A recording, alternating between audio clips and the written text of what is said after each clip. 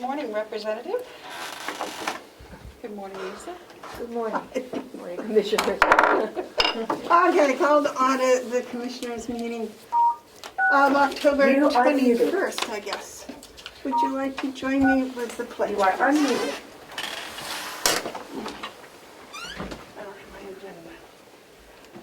I pledge allegiance to the flag of the United States of America and to the republic for which it stands, one nation, under God, indivisible, with liberty and justice for all.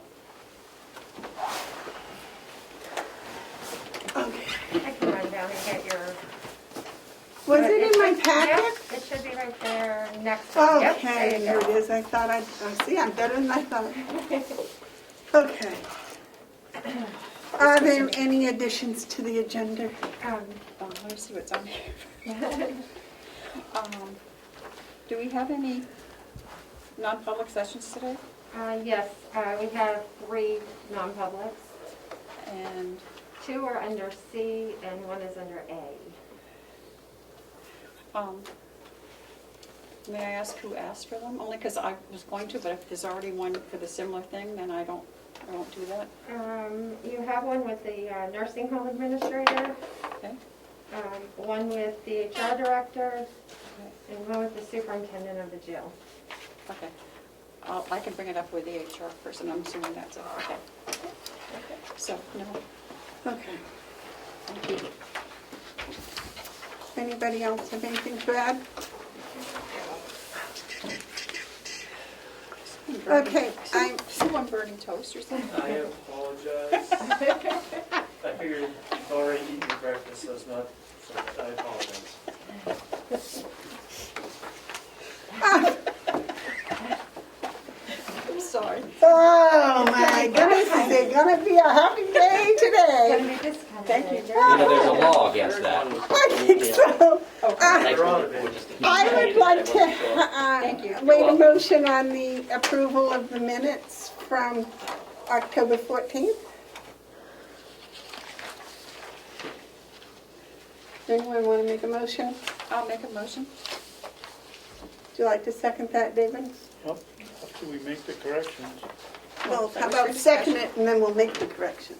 Yes. Will you second it so we can make the corrections? Yep, so I'll second it. Motion's been made and seconded. Are there any corrections or additions? Yep, David? on page 1, under administration building, Bob Murray. It's all about Chris Hervo. Madam Chair, if I might interrupt, after I sent out the first set of minutes to the commissioners, I then realized that I hadn't saved the updated version, so I resent them to you guys. You just have the old one in your packet. Oh, okay. Could we have the new one in our packet then? Yeah, not in your packet, I emailed it to you when I realized the error a little shortly after I Okay, could sent we the have first the, one. do you have copies of it for us this morning? Okay, do you want to delay approval of the minutes and I can get copies for you? Yep. Would that be all right, David? Yeah, Okay. I realized that there's several things that were out of whack, so. Okay. Delayed. Are there any media questions? Is there any public input? The manifest approval for the week ending October 16th, 2020 was $428,564.48. And our first appointment this morning is with Lisa Scott for her budget presentation of the Registry of Deeds. Good morning, Lisa. Good morning, Commissioner. Thank you for having me this morning. Before we get started, would you like to share with the world what happened last Friday in your Registry of Deeds? I hate to keep repeating myself, but we have had a banner year for revenue at the Registry of Deeds. And last Friday was a highlight. We had almost $250,000 of revenue in that one day. I believe that's some kind of a record. I believe it is. At least it is for my tenure here, $246,800 or so for the day. Mondays and Fridays are very busy days for us. Incredible. Thank you so much for sharing that. Now, Well- go right ahead with your presentation. I'm sorry to have interrupted. That's all right. This year's budget differs from prior years in a substantial way. And you'll find on your table, I gave you a two-sided copy which has 3 different options of budgets on it. Does everybody have that? Okay. The 3 budgets are presented. The differences lie with the earned liabilities that our office incur for the county. Budget A includes funding earned sick time and vacation time, which in the past has not fully been included in the budget. Budget B includes partial funding of earned time. And Budget C on the backside does not include any funding of earned liabilities from the deeds budget. My experience in the past years here, 6 years now, is that the budgets have not included funding for these earned liabilities in full. And you've seen what havoc this creates with the budget for your own Board of Commissioners budget. Once there's a unexpected expense, someone leaving who has lots of earned time or sick time or vacation time, we need to pay that out because it is earned time. So for the first time this year, I've put it in writing as to what the numbers actually mean. So this illustrates the huge difference in numbers. Budget A comes in at $1,150,000, more or less. Budget B comes in at $1,073,000, more or less. And the one that doesn't include any earned time is $1,063,000, more or less. And You're talking of a $100,000 difference? the difference is about 80,000. And the decision of whether to put it in the deeds budget or whether to house it someplace else is your decision to make and the CFO's decision to make. The reason I presented all 3 of these was because it just seems like it's an area where the county, I don't want my budget to be not adequate if someone leaves. And if someone were to leave, this is the reality of what the expenses would be. And however you handle it is okay with me, whether it remains in my budget or if it goes in some other kind of a pool. That's up to you to decide.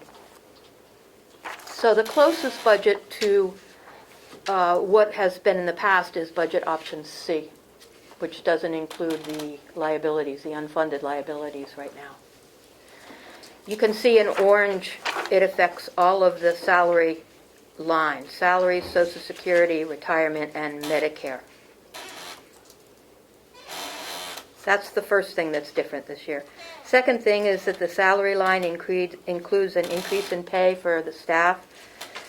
The salary studies that were conducted by me in the past and by the HR director recently continue to reinforce that the salaries here lag the average. Only one of the 4 is close to the average wage. One of them is $5.84 low per hour. One is $4.18 low per hour. One is $4.05 per hour. So we have, over the past few years, worked to increase these to get them up to average, and we've done little bits at a time. The employees are very valuable. I believe they are worthy of the increase because it is much less costly to retain someone than to replace someone. I have lost a fully trained, experienced registry employee to another county registry in Massachusetts, and I've lost a fully trained registry employee to the finance office. And we only have 4 staff now. We used to have 6 staff in our office. I can't afford to lose well-trained, good people, and would like to include this increase in their salaries for next year. Can I ask what the increase was It's $1 an hour across the board? across the board. So the third difference is archival. Sure. And it's, when you say salaries on here, that dollar is included in the salaries? Yes, It is, it is. as we voted last week. Yes, so if you look at Budget C, the salary line last year was 197.7, and this year it would be 202.2.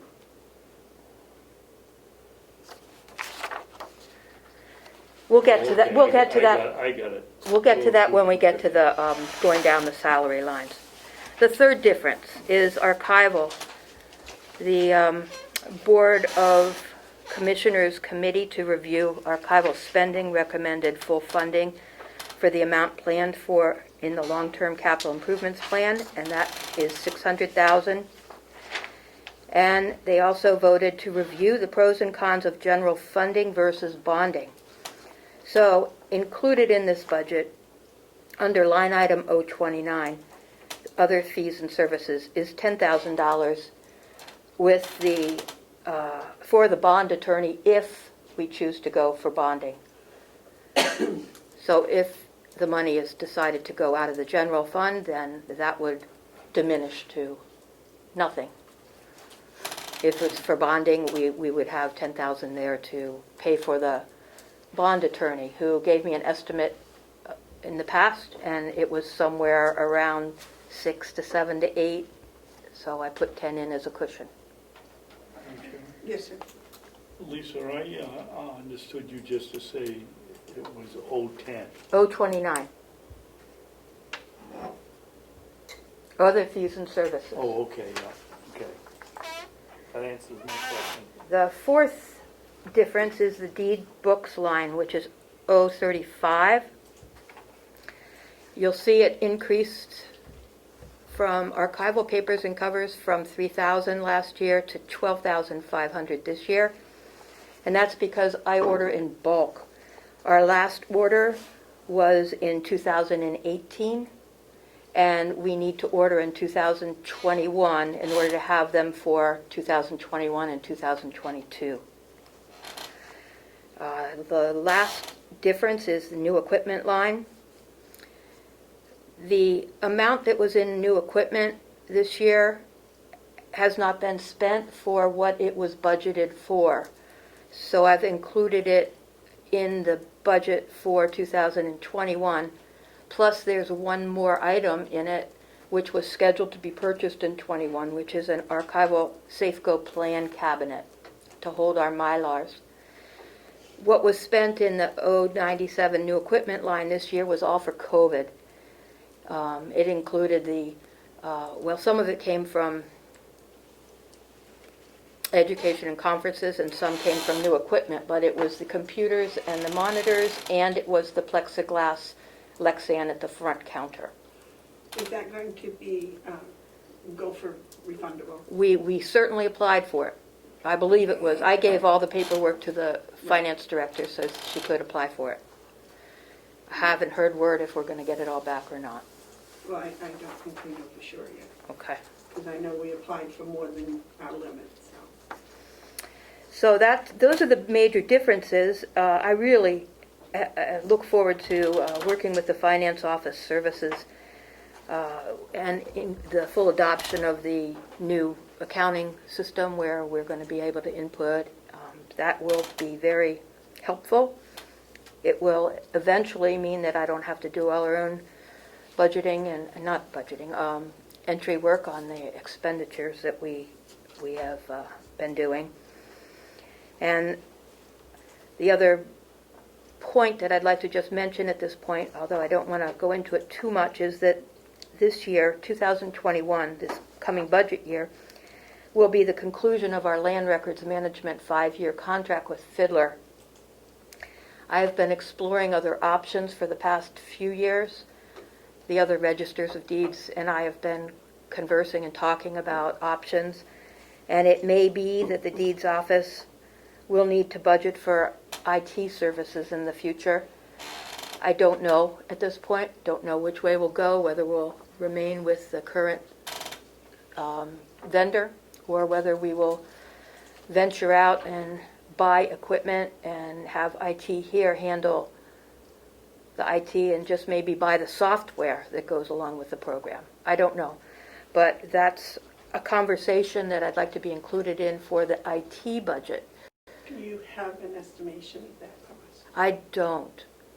I don't believe it will be initiated in place in 2021. I think it will, if we do make a change, it would be in January of 2022.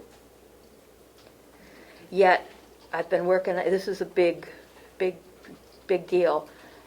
It's our biggest expense, the the contracted equipment line. And there are some things that are very good about our current system, and then there are other things that are lacking. So, just to make you aware of that. And you have your 600,000 in here for your archive. Yes, it is. Which is, yes. So would you like to go down the line items, one by one? I think you just pretty much did. I pretty much did. All three budgets have most of them the same, except for the Salaries. salary lines. That's the only change, right? That's it.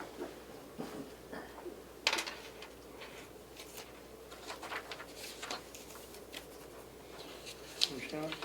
Yes. Lisa, if you were going to pick a figure to cover our unfunded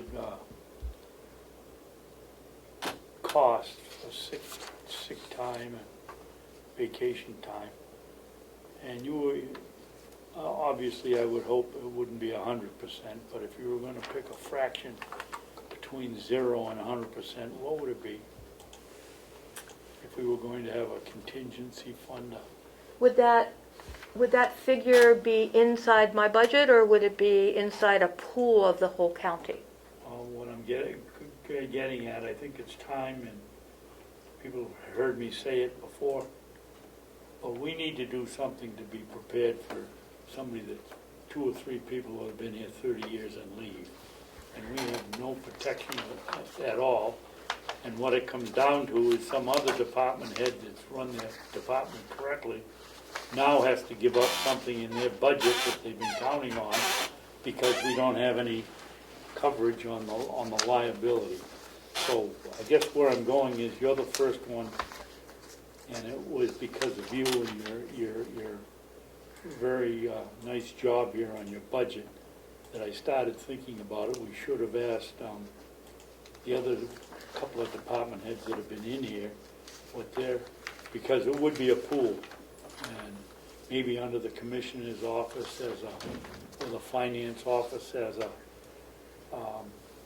unfunded liability contingency fund or something. But if you had to pick a figure, what would it be?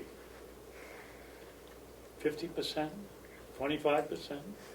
You don't have very many employees, and they don't leave very often, so. Oh, I've lost 2 good ones, 2 really well-trained good ones. If it were in my budget, I would suggest a minimum of the highest, longest paid employee plus a fraction of the other 3. I don't get any of these benefits, so I'm out of the picture.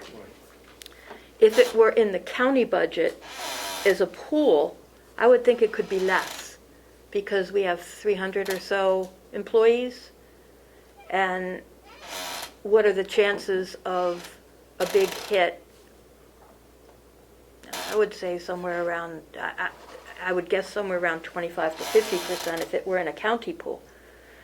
But if it were in my budget, I'd want to make sure that at least the one who has the most would be covered, and hopefully the two that have the most would not leave it on the same year. Otherwise, we'd be in the same situation as the Board of Commissioners budget is right now. So you said if it were a pool, it would be what, 25? 25 to 50. I don't feel like it needs to be all at once. I don't anticipate anyone leaving from the deeds office, yet you never know. Right. Thank you. I would think that would be a question for HR. They can do some tracking as to what's happened in the past 3 to 5 years and use that as a projection, which I think would be pretty accurate. That's out of my realm, really. I'm good with deeds and real estate transactions and our budget, but those projections are finance office, HR, looking at the history of how each employee uses their time. Yes. Do you have any questions No, for I don't. Lisa? David, do you have any further questions for Lisa or comments?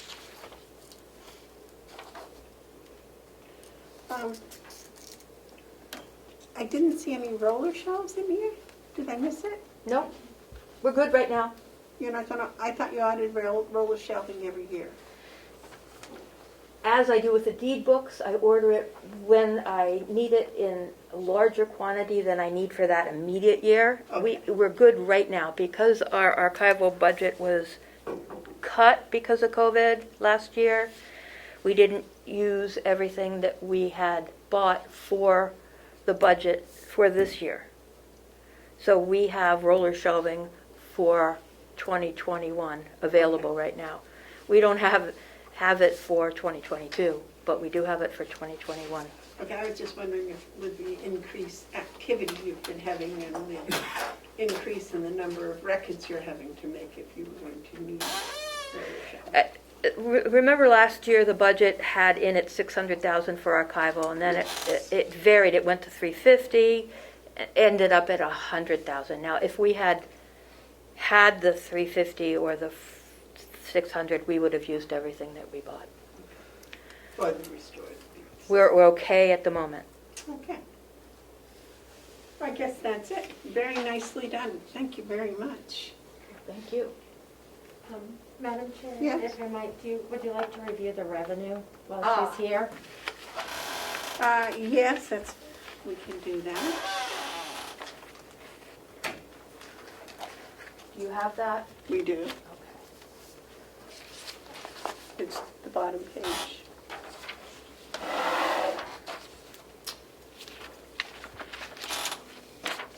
The revenue budget is prepared the same as it has been for years, and it's a formula that is used throughout the state at the registry's offices. The budget line items that you see in orange, most of the in-house numbers, are a calculation of the first 9 months of the year. You take those first 9 months of the year, you total them up, you divide them by 9, and then you multiply them by 12. So the only difference from that formula are the online access service and the Tapestry online services.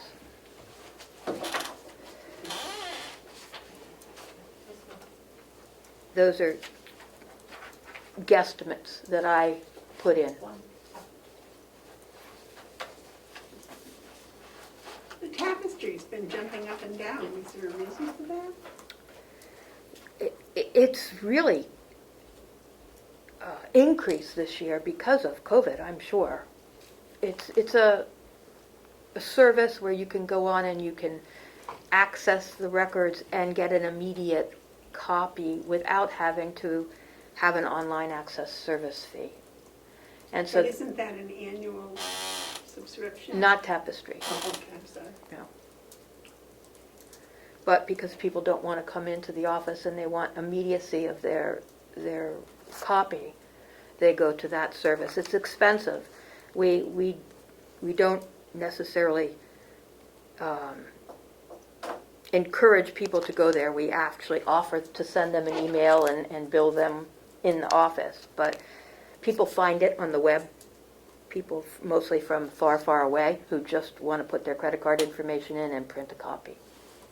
It's a one-time. Yes. Yeah.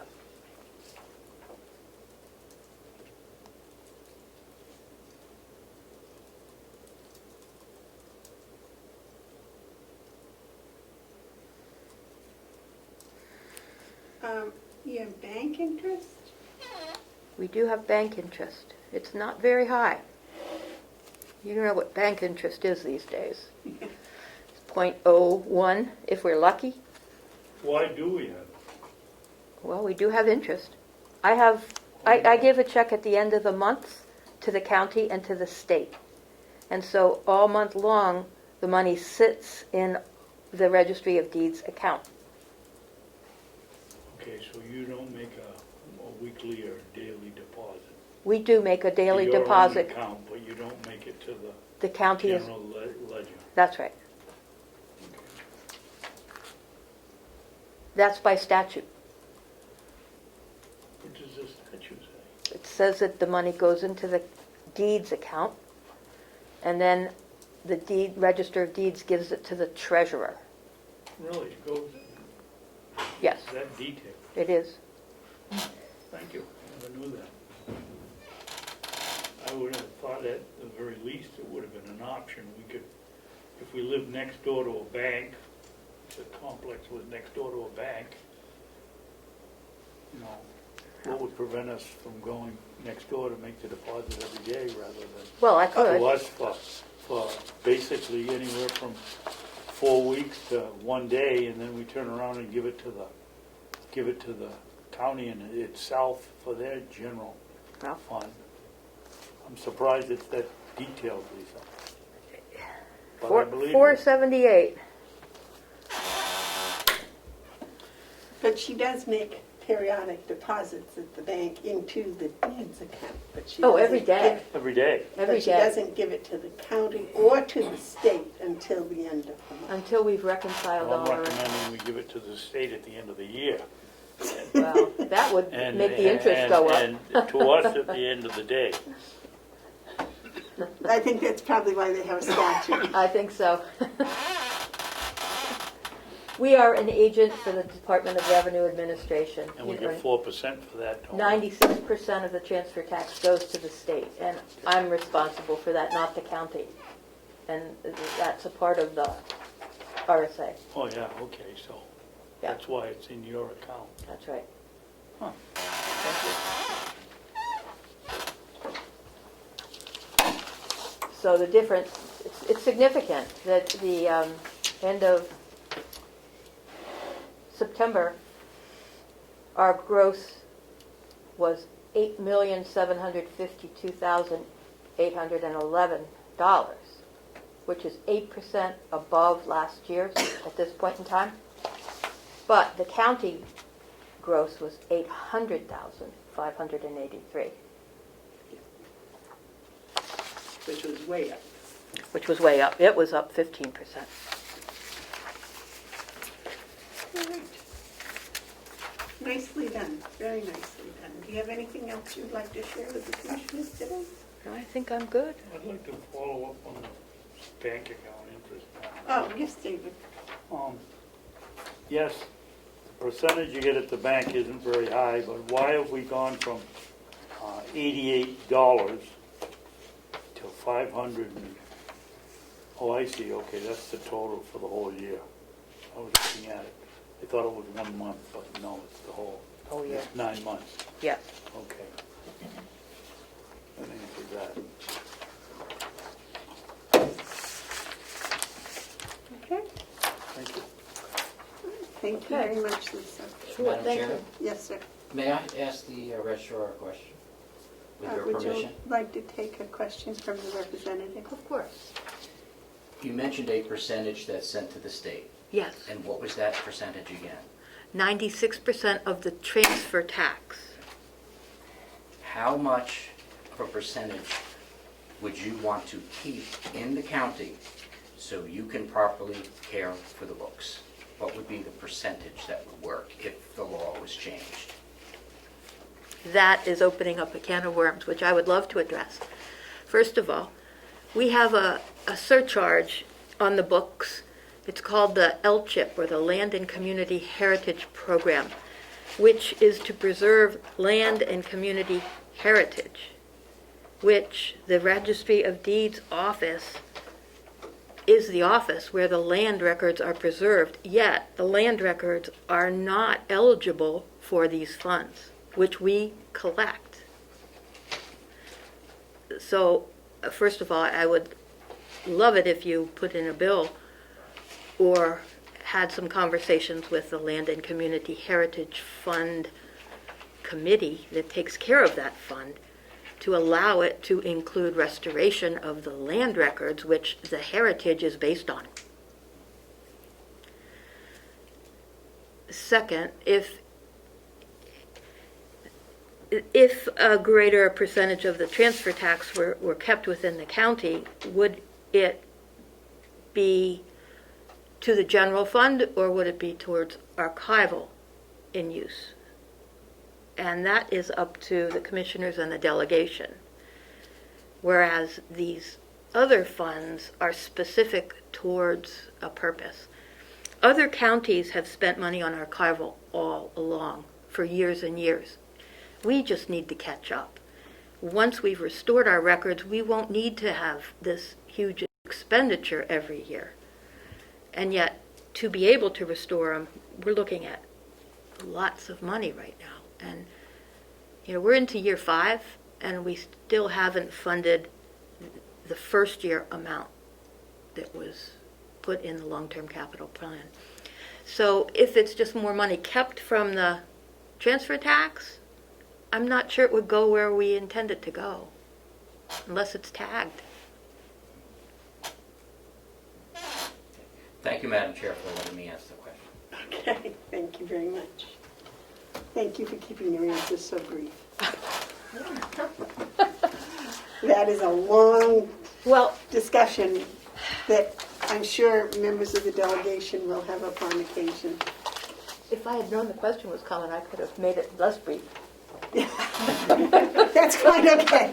We've got a long meeting ahead of us today. No. Well, thank you. Thank you very much, Lisa. Enjoy the day.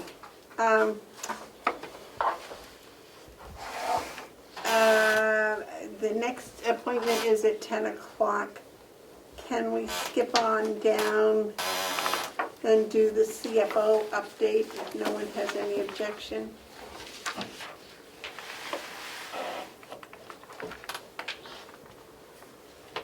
Does Klaus know he was coming today? Klaus is on the Zoom, Madam Chair. Oh, he's on the Zoom. I didn't see him. Oh, I'm sorry. We can, if he's here, we can go right on to the UNH extension. Are you still there, Klaus? Yes, I am. Can you hear me? Yes. Yes. Good morning. How are you today? I'm well. Good morning. Let me just adjust my settings to make sure I'm loud and clear and I can hear you guys. Can you hear me well enough? Yes. Very well. Okay. Well, thank you for taking the time to see me this morning and hear our budget presentation. It's in your binder, under, It's got its own tab, and it's yep, 8360. 8360.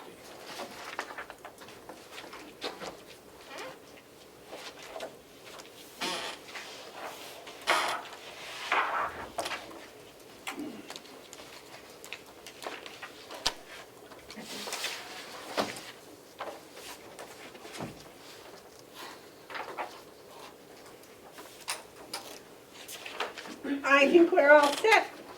Go ahead, Klaus. Okay. Thank you again, commissioners, for taking the time to see me and hear my budget request. My name is Klaus Telmark. I am the County Office Administrator of the Carroll County Office of the UNH Cooperative Extension. And I'd like to present you our budget. This year, we are seeking to request $288,786. That's a slight increase from last year. We are essentially asking for level funding with the addition of the consumer price index of 1.8%, and that is just covering slight salary changes for 6 staff, as well as rent increases that have come to us for some of our costs. I want to point out just the programming that we have got going on in Carroll County. So in addition to our budget request from the county, I want to note that that is going to be matched by an additional $414,909 from both state and federal funds coming from the university. Our program staff right now, we have 6 program staff in the county, 4 field specialists, 1 4-H program manager, and 1 program teacher, and 1 support staff. Those staff also work with a number of volunteers. In 2019, because I don't have our full 2020 records yet, but in 2019 we had over 320 volunteers that volunteered over 9,700 hours in Carroll County. And if we take a value of those volunteer hours, that comes out to nearly $250,000 of volunteer service.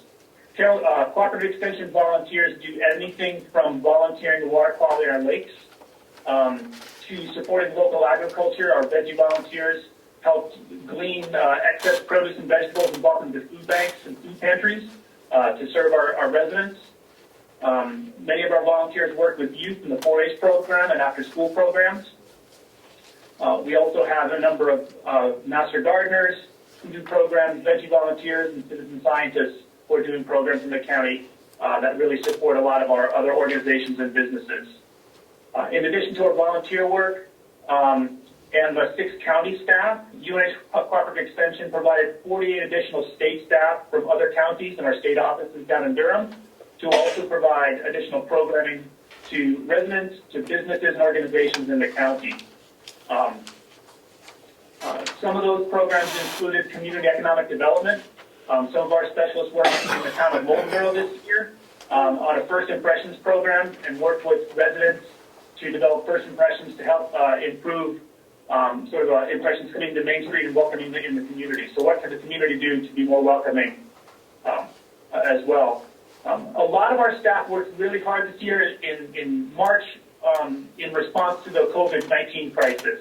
And Carroll County staff and state extension staff did a lot of things to support them. And among those things, we created a food access map to make it easier for people who are struggling getting food and the food insecure folks due to the COVID-19 crisis to find food resources, and it linked them to food pantries, free and reduced cost sources. So that was one of our big efforts that many of our staff did to help our residents meet during the COVID-19 crisis. One of my personal things that I did was reach out and work with teachers and after-school professionals who suddenly were thrust into having to teach from home and do remote learning. And then so I really worked hard supporting after-school programs and 4-H programs so of adults working with youth, but could no longer work directly with them and be in the classroom. And I provided professional development and training for a lot of teachers and after-school professionals. Our agriculture specialist, Olivia Saunders, did a lot in helping our farmers when all of a sudden the COVID-19 crisis shut down restaurants. She worked with our farmers and helped them find alternative markets for their produce, because all of a sudden they were counting on this restaurant income that wasn't going to come in because the restaurant shut down. So she started a farmers hotline, and once a week provided phone calls that farmers from around Carroll County and around the state could join and help talk through and find out best practices and find new markets for their products and produce. So a lot of our work went directly in helping people in the county adapt to the COVID-19 crisis.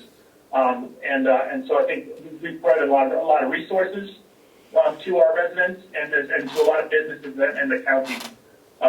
So that's just a really quick summary of some of the things we did this past year, in addition, including being responsive to the COVID-19 crisis and bringing in other specialists to the state. So I don't know if anyone has any questions about our budget or about our programs that we've done. Yes, David. Klaus, can you tell me, what does the university use for a percentage added on to the salary for bennies? It used to be 50%. Is it still 50%? For the fringe benefits? Yes.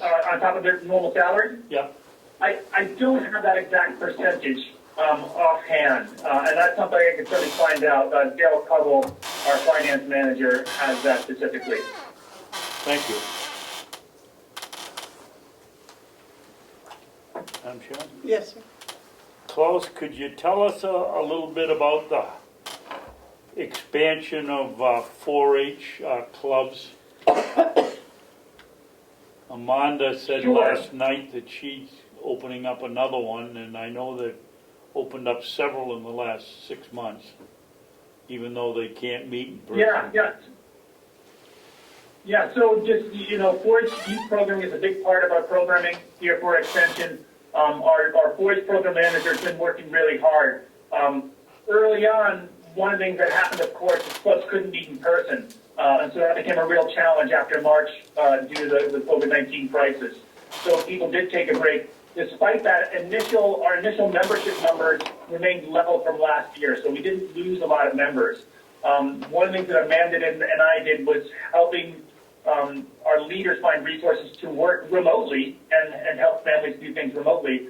But more importantly, one of the things Amanda did, because over the summer, having regular programming was really important. So she provided a lot of outdoor programs that families could do on their own, and things like that. So giving them a lot of support. More recently, she's doing programs of simply things like a photography club that meets virtually to learn basic photography, but then youth and families can go out hiking on their own in places where they feel comfortable and where they're safe and learning photography skills.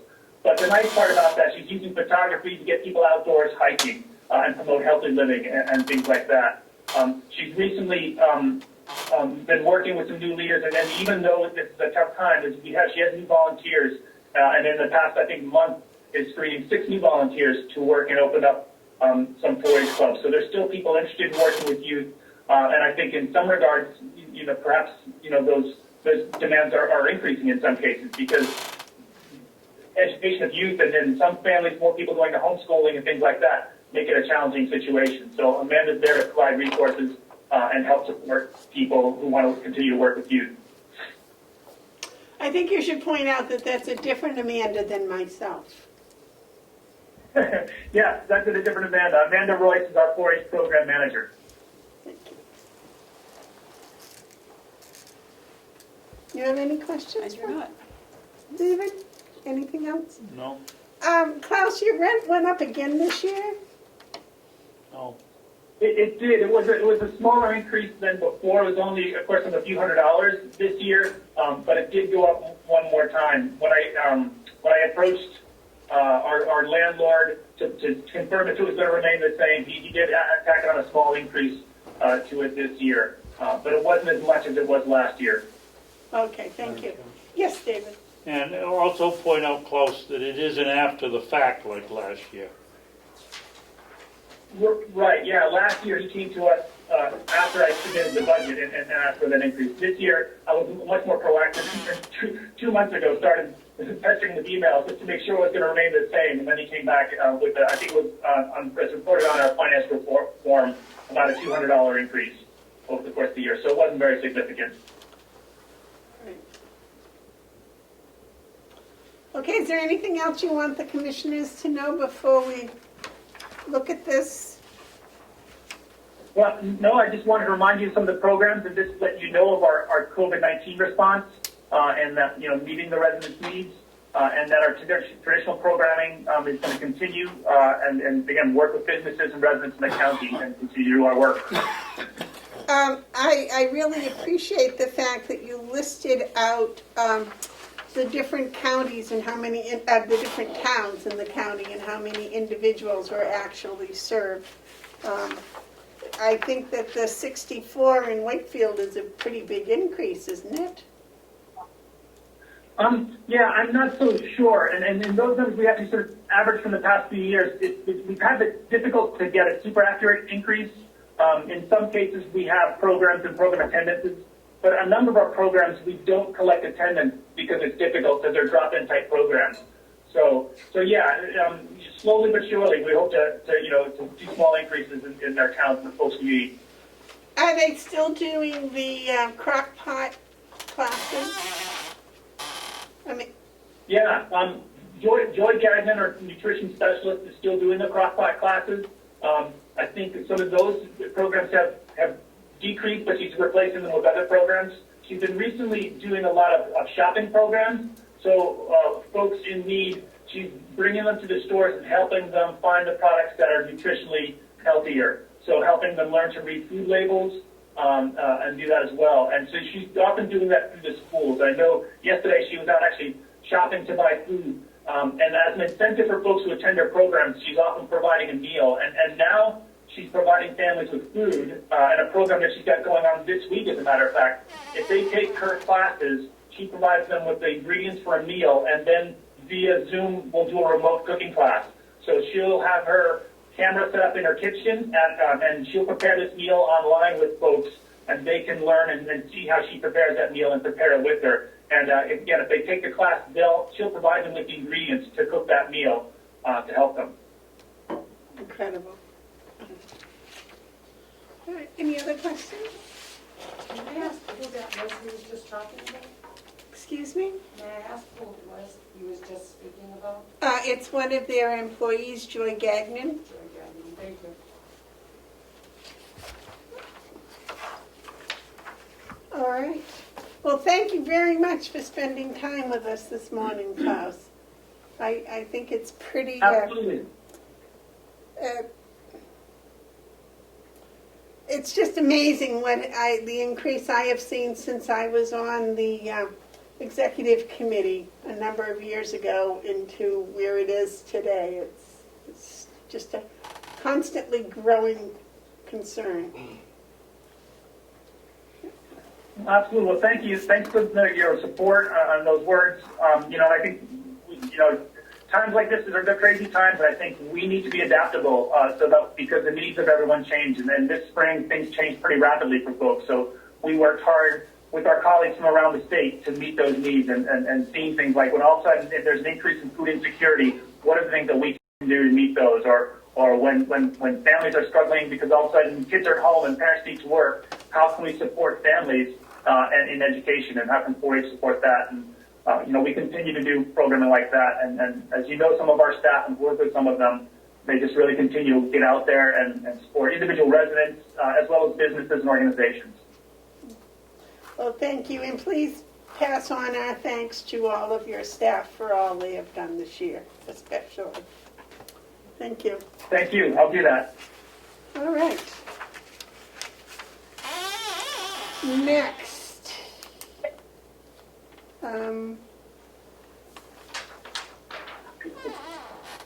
Okay, so these are not in order, so who would you like next? So we have, the nonprofits have been asked to plan on being here at 10:30-ish, so you have time. Did you want to go to the CFO report now? So nobody is here from the nonprofits? Actually, Mary Stevie just signed on. That's what I thought. Yep, and I think she's up now. So that's RSVP if you wanted to do Sure. that one. And she is here. Good morning, Mary. She has to unmute. You have to unmute yourself, dear. There we go. Okay. Good morning. Would you introduce yourself, please, Mary? Yes, this is Mary Carey TV, and I'm with Carroll County RSVP.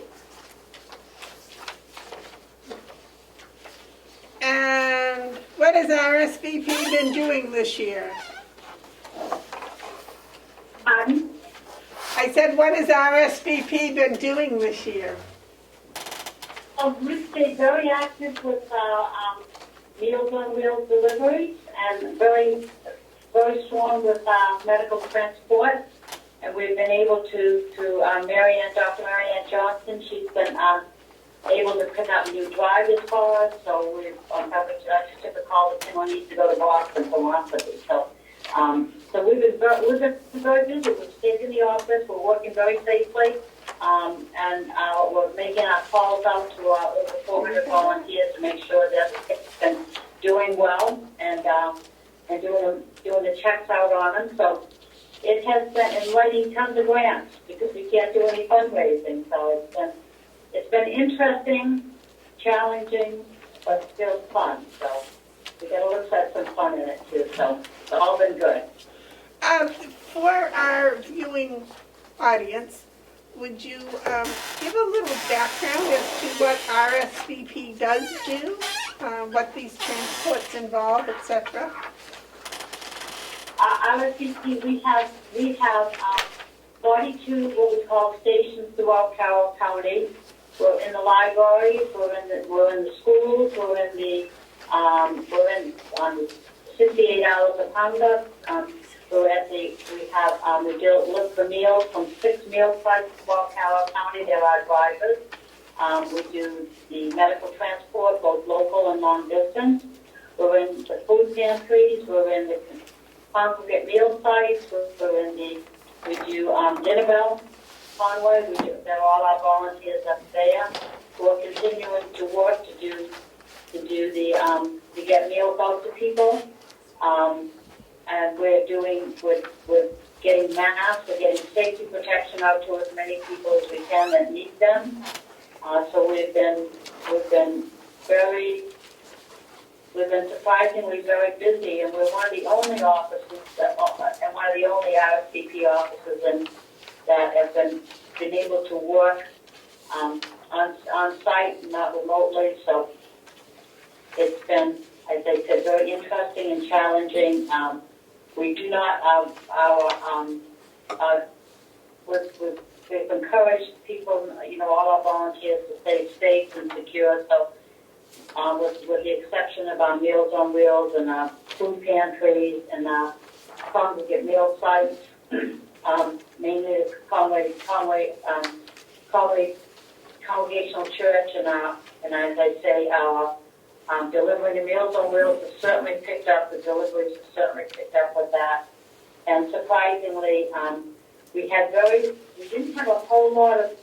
no downtime with transportation because we still have been transporting people that needed the care, like from dialysis and cancer treatments and all. So it's picked up a great deal since it's opened up a little bit. In fact, we're busier than we've ever been because there's nobody in Carroll County, to my knowledge right now, there's nobody in Carroll County doing any transportation. So they're referring all of them to us, and we're doing the very best we can. We've got wonderful drivers, and we're even doing some of it ourselves. So it's been interesting.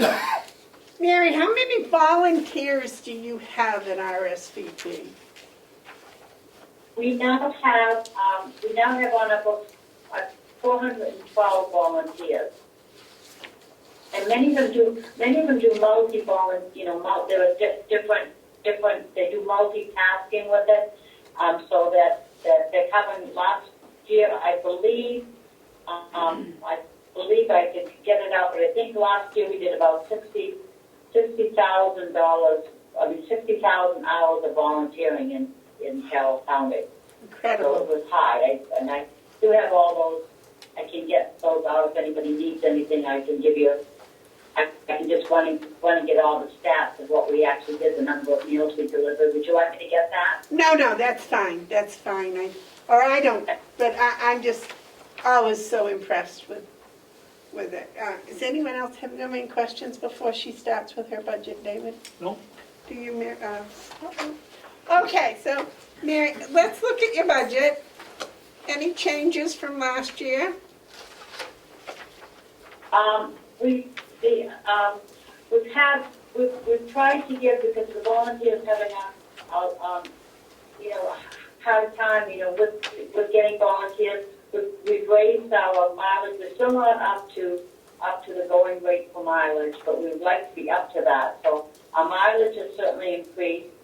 The number of meals we've delivered has certainly increased. The travel that we've done, the transport has certainly increased.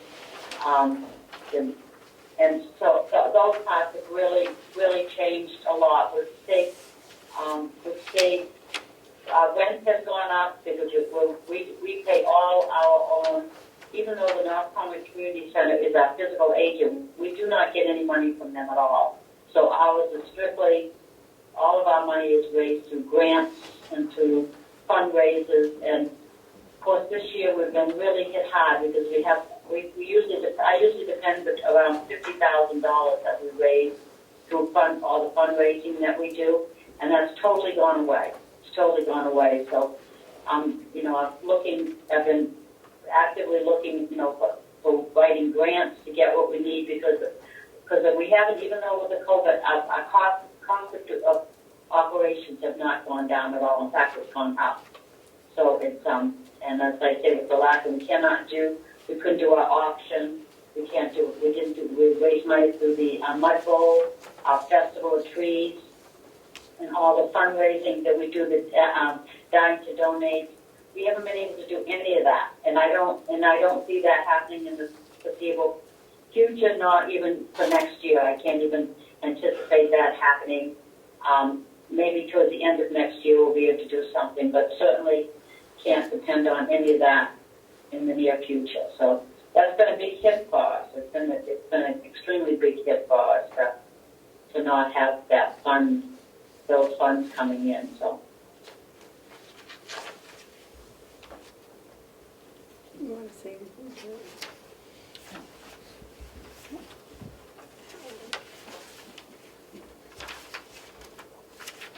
So, if I'm reading this request right, you expect,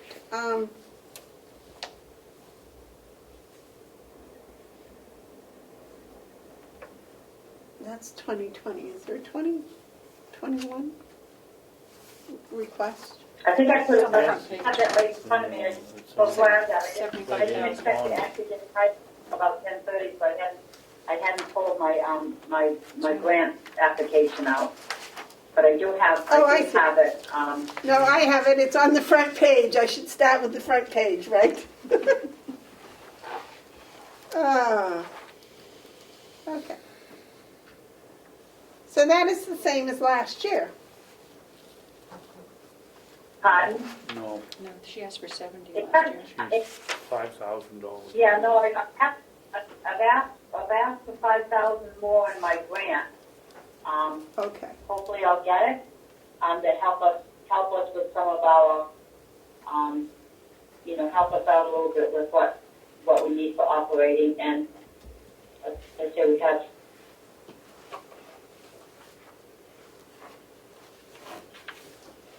I just think it's incredible what you do with what money you do get.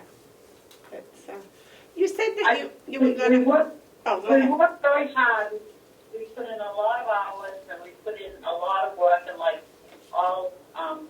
you got to be dedicated to this because we're certainly not making the money. I mean, for us, which if we got a dedicated staff that, I'm very blessed with a dedicated staff that really work really hard and pay us, which is.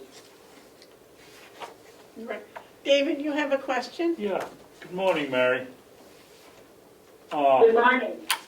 How come you didn't include that wonderful sheet that you've given in the past that shows one volunteer working more hours than a 40-hour-a-week job for 50 weeks, and the mileage that you've driven it the whole year? Is that not kept track of every year, or that's a wonderful, persuasive sheet of paper? You mean the mileage that our drivers do, our drivers? Yes, the number. Yeah. You passed out a piece of paper last year that showed some gentleman worked 2,000 more than I should have included that in it, but I think I included that in the body someplace because we do track all the meals, the number of meals we deliver. Yeah, that was a sheet. Yeah, we do. We track all the meals they deliver, all the miles the number of clients we transport, the number of drivers we have, mileage, the number of people we transport, the individuals we transport. We track all the meals that are served by at the congregate meal site. We also track all the meals that they do, and Terry better understand this, but the food pantry. We also, they give us a list of what they consider age brackets and the number of meals that that have come out of that food bank that our volunteers have been there. It is And we in, track all the we break down all the volunteer hours too for all the different different stations we have. did you find it, David?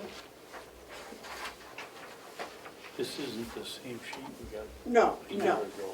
Yep, it's there. but it has the same But it has the information. same information. But I can provide you with all that. We won't have the stats for 2020 until probably by the time it comes in from all of our stations, it's like February. If we get it all in. Some of them don't. They send it. Some of them send stuff to us on a monthly basis, but a lot of them send it on a yearly basis. For the different stations. But like the meals, for instance, served at the Dinnerbell North, which is still going on, they send that in to us on a weekly basis. And they send in the number of hours that all of our volunteers did there. But they've continued. They're the only ones that have really, except for the Meals on Wheels, they're the only ones that are really doing what we call the congregate meals, that that people can come and collect them. In fact, my daughter's one of the chefs there, so we got the family. My son-in-law and my daughter are here for 8 months, and so they're going in California. But when they're here, they're there every Monday morning, making the meals and preparing all the stuff too. So I make them help their mother.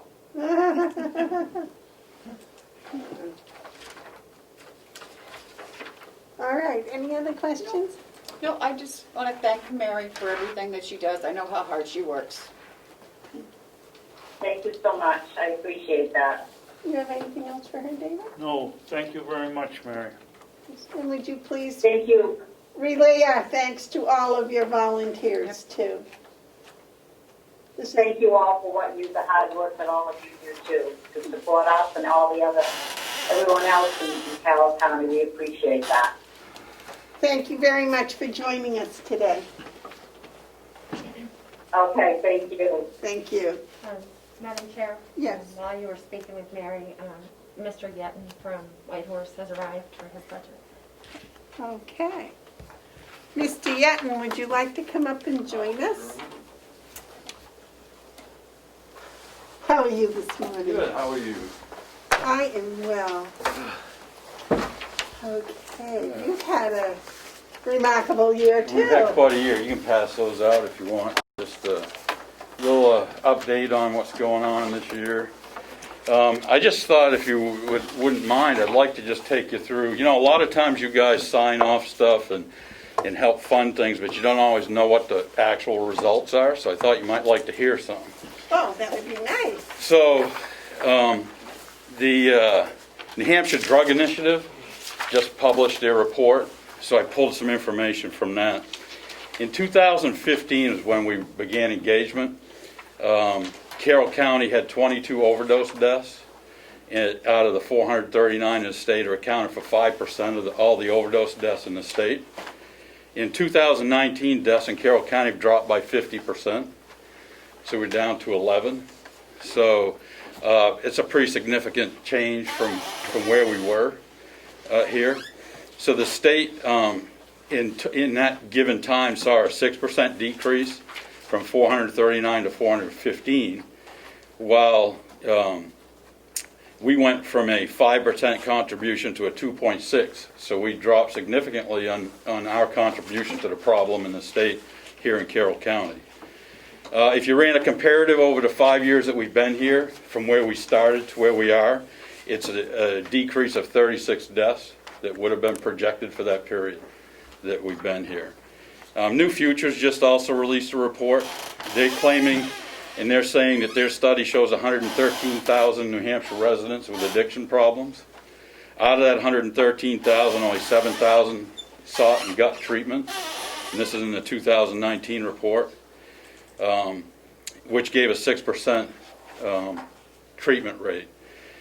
If you said 50%, if you said 50% of the 6% of those needed residential treatment, that'd been 3,500 beds. If we increase the number of citizens that are coming in and take it to 25% of those, it would say that we would need 14,000 beds in the state. It's not about beds here. That's just a number for you. Statistically, if we compare ourselves to the state, we're sitting at in Carroll County, 4,100 people suffering from addiction in just Carroll County. Whitehorse is treating between 250 and 300 people a year. And our resource centers are seeing between 3,000 and 4,000 visits a year.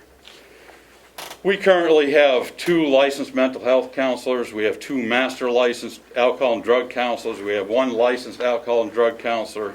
We have 2 licensed alcohol and drug counseling candidates. They've tested. They're just completing the final hours. Nice. We have 1 licensed independent clinical social worker and MLADAC. We have 3 certified recovery support workers now, and we have 2 certified recovery support worker candidates who have completed everything and they're just going to test. So before the end of the year, they'll be CRSWs. So it gives 5 CRSWs. We also have added, we have a person in training now for community health workers. This is a person who will be able to dispatch into a home and actually help. And we also added a multidisciplinary core team.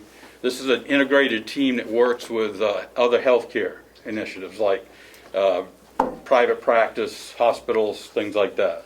So we added that into our group. We also began training, and we just started for mental health responders. I know you know last year we added 24/7 overdose response to Memorial Hospital. That's expanding to Memorial and Huggins Hospital this year. And now we're adding mental health. So our folks are being trained to be able to respond to and support people with mental health issues too. We converted to full behavioral health services a year ago just because the need was so high. Unfortunately, we're seeing an influx of underage kids coming in. The average has been around 11 years old, and they're coming in with anxiety and depression issues primarily is what we're seeing right now, and it's been leading to some suicide attempts and such. So our responders will be able to go to the hospital emergency room on call 24/7, and they'll be able to be an advocate for those people with mental health issues. So today they go in and they could sit there for quite some time waiting for Northern or someone to be able to respond to them. We'll go in there and stay with them and help them through that process. So we'll have responders for SUD, for overdose, and for mental health by the end of 2021. Also this year we added Smart Recovery. Smart Recovery is a self-managed recovery training program. It's a 4-point program. It's a little different than what you typically see, but it teaches people how to self-manage and how to control their emotions and things like that. So we've added that this year, and we've also added recovery behavioral therapy groups. These are groups that meet up in our North Conway location. We still carry all the other same services we had, both secular and non-secular services. We have the whole wide gamut of stuff there for them. Submitted our budget to you. I don't know if you have any questions on that. We kept level funding. In this, we're exploring residential now. We haven't made any final decisions on what we're going to do. I'll be honest, we went to zoning meetings. We heard a lot from the community. We're really taking into consideration everything we've heard. We're trying to, kind of reverse engineer this to see what the real impact is, and that just takes time and a lot of money. So that money's not coming out of this budget. All our residential efforts are going to be coming out of special grants and actual, finance through the state and through private institutions as we can do it. So we don't know where we're at yet. We're still, a couple of months at least away from planning board meetings, and that's assuming a civil engineer comes back and gives us a positive report. So we're working on that. So I did not include any residential in this. I just kept it the same as last year with our current services that we're doing. We held level funding. We took a massive hit with COVID, just like everybody else did. I'm sure you've heard that on budgets. We didn't use that. We kept it we held that to a budget as if we'll rebound from that this year. We don't know if we will or not, but we had to cancel all fundraisers, all in-person events. Everything we do that typically raises us over $100,000 a year, we had to cancel. So we took a hit on all that stuff, and we've gotten a little bit back on it, but we'll never recover that. Medicaid's still one of our primary billing sources. If you look at the budget, you'll see we only pulled in, this year we're projecting $225,000 on $1 million budget. 75% of our budget goes just to pay that payroll I just told you about, plus the support staff that goes with it. The rest of it goes to pay everything from insurance to, I'm talking workers' comp insurance, liability insurance, professional liability insurance, all our facility insurances, utilities and everything else. So we run a pretty thin margin. And we depend, all the grants, I have quite a few different grants that we work and get, and this county's been a tremendous support for us. If it wasn't for you, we wouldn't be here where we are today. Over the years, you've helped us get here, but it's also helped bring in other grant funding from both federal and state that's helped us survive and keep going through this. So we're so appreciative of what you guys have done over the years, and I think the numbers stand up. We're the only county that's cut this much as far as that's just overdose deaths. It doesn't count all the other issues associated with it. I think there's reports that show crime stats are improved and other things. Now, what COVID's going to do to this year, I don't know. We're seeing an uptick in a lot of uptick in alcohol issues, in suicide, and especially seeing an uptick in high school age kids. So that's really kind of a quick rundown of where we are. I don't know if you got questions for me or what you have. I have one question. Have you been able to qualify at all for any CARES or COVID? We got the payroll protection, which helped us. And I've been careful about applying for COVID to try to weigh what our actual damages are to prove what we have. So in this next round, we'll probably try to get some more money from that. But yeah, we've applied and we've gotten some SOAR money, which is that federal money that comes from the CARES Act that dropped in. That's what's going to help fund our 24/7 expansion in our addition of mental health. So that SOAR Act, we're assuming we're going to get it. Right now we're being told we will, but that will hit in January. So we'll see. But that's going to help fund 2 more positions that will dispatch and work. We also just joined the Region 7 Integrated Delivery Network. We're working with them to actually expand the training. It's a workforce initiative where they're actually looking at paying first responders to go to school to be educated on what we're doing. So we're going to be part of that too. I'm also a voting member now of the Governor's Task Force for Substance Use Disorder and Alcohol. So I'm a voting member on that, so I participate in that every month. And we also became CAPRS accredited community, a Council of Accreditation of Peer Recovery Support Services. The timing was kind of funny because they come in from, I think, Texas and California to do the audit, and they go through everything we do. They lived with us for most of the week, and they go through every procedure, process, document, everything we do, they go through. And they were there at the same time that the family fire hit, the big apartment fire, and we responded, one of the first responders into that.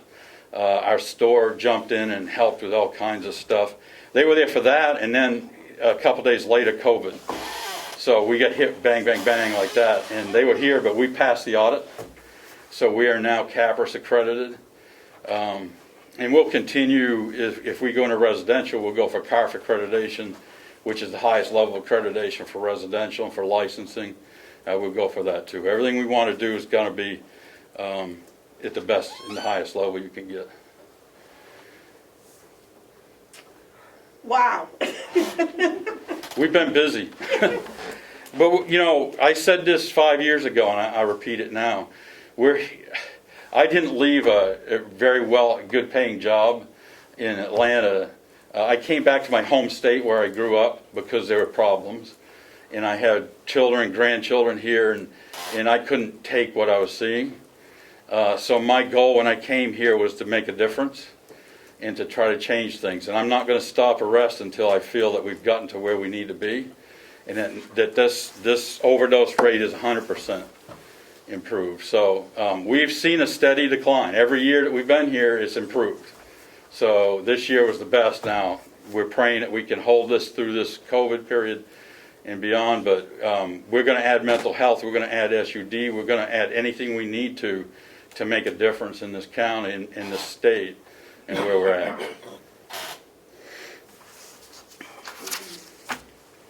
And you kept your request the same? as last Yes, I year. level funding from last year. You know, sure, we could use more money, but there's a lot of people that need more money. So I just kept it level, and we'll do our best to do what we got to do. This lack of being able to have fundraising events has hurt Yeah. all nonprofits. Yeah, terribly. it's across the board, and I feel for all of them. We try to help each other out there wherever we can, nonprofit-wise. We try collaborating with others as much as possible to try to relieve some of that. But it really has been devastating. But I'll tell you, it's less of money that's worrying me. It's more about all the other things that are happening around this COVID. Besides the disease itself, it's what's happening to the families and the people in the isolation and the other things with the schools. It's just scaring me to death. Any questions? No? I do. I see that you're expecting 100,000 in fundraising, but with what's going on and what you're saying. Well, we do an annual campaign, so our board of directors actually goes out and they solicit from private foundations, private companies. Now, last year, the mineral company out of Portsmouth actually contributed $50,000. So they'll go back out, and they're actually starting. I have a board meeting this month. This little slip I gave you here will be presented at that board meeting. All these stats will be, and we'll turn our board loose to go out and try to. We're feeling that we'll be able to get this, but then we don't know what we don't know until they get out there. Well, and you have a big new thrift store. Yeah, well, so one of our goals in the long run is become self-sustainable, so we don't need to depend on grants and grant funding and things like this. So our store did very well over at that little shop that we had. I actually worked with an organization in Georgia, No Longer Bound, and they have a bunch of thrift stores now about the size of this one that we're doing now, and it provides probably 25% of their funding, that feeds back in. So we actually took it beyond the thrift store. We leased the space at Indian Mound, and we're putting in the thrift store, but we're also putting in a print and copy center, but it's a graphic design center too, so they can do any kind of graphics and printing and whatever, and a shipping center, so we can do UPS, FedEx, and USPS shipping. So what we want to use that for is a training program, so people coming through our program, we can teach them a real trade, not just retail in the thrift store, but actual graphic design. We can teach them how to manage shipments and shipping and things like that too. So we'll bring them through, so it will become part of our program. So not only will it feed funding back into the program, but will give us an opportunity to help get people back on their feet out there. I think we saw a little part when we had dinner at your Yeah, facility yeah. of the graphics that you were trying to. Yeah, you saw it. Well, now imagine that 4 times what it was. Wow, excellent. We've gotten a couple of grants that have purchased the equipment and stuff that are going in there. We're going after another USDA grant now to help with some more of that. But that equipment will go in, and it teaches people it will be able to teach people real hands-on graphic design and how to operate these we get different machines in there to do some amazing things now that will be in that store. So that's way more than just a thrift store. Although we'll still supply the community. We work on a prom dress program, so kids that don't have enough money to go buy that really nice prom dress, they'll come in, they can get one, bring it back to us later clean, and we'll give them a card and then come back the next year. So it won't cost them anything. So, and we still, as needed, we'll give people clothing and whatever they need. Great. Thank you. David? Yeah, I got a couple of questions, Mm-hmm. Mitch. Mitch, why on your requests here don't you show 9 months worth of figures. For instance, fees from services. The actual in 2019 was 227,000. Yeah. This is projected Current out. budget is 225. We have no idea whether you've collected 200 or 20, and then you're asking for 310 for this coming year. How are we supposed to gauge how we're doing, how this money's spent, if we don't know what you spent to date? Well, we just took the 9 months that we had, we averaged it out over we took what we've earned for the 9 months, averaged it out over the 9, came up on a monthly calculation and took that out for 12 months. That's how we projected the year. And it's been pretty close. Every year we've done it, we've been within a few percent of that projection when we do this one here. So part of the thing that hit us this year was COVID. So for 2 months we had almost no revenue that came in. It dropped off. So we took that. The reason it's 310 is we took that drop off and we added it back in, like we'll get it next year, and then we interpolated that out 9 months, took it out to 12, and that's how we came up with the 310. Very similar to the way the Registry of Deeds does it. Yeah, yeah. It's really the only. It's the only mathematical way to do it to try to make sense of it. Well, it's the way the Registry of Deeds does it, Madam Chairman, but they also know what their 9 months figures are. We don't have any idea what the accurate 9 month figure is under the current budget. The other question I have is, how much of the 150,000 that you get from the county, Mitch, will go to purchasing your new? None. If you look above, it will show you the breakdown of where that money goes. So, yeah. No, everything. None of it goes towards the purchase of the property that we've had. Any money we've spent to date has come in through private donors. We haven't used it. So, what I said up front, and I'll just say it again to reiterate: the grant funding we currently have, and including the county, none of that is earmarked for the residential program. That's kind of where we're at a standstill right now, because in order to continue where we are, we have to raise another $45,000 to do all of the site work that would have to be done. And we can't do that until we can justify with the state and get a potential grant or a loan to cover that. They have building and infrastructure grants available, but we have to complete a process in order to get to that. So if we don't get to that, and that process doesn't happen, then we don't go, right? So we have to have that money in order to do that. We're working on that now, but it's a lot of work. It's a lot of detail. They go through everything, our books and everything, look at it to try to determine if it's a viable thing. So at this point, I have nothing in here from this county grant or any other grant that we're doing here that contributes to residential. Thank you.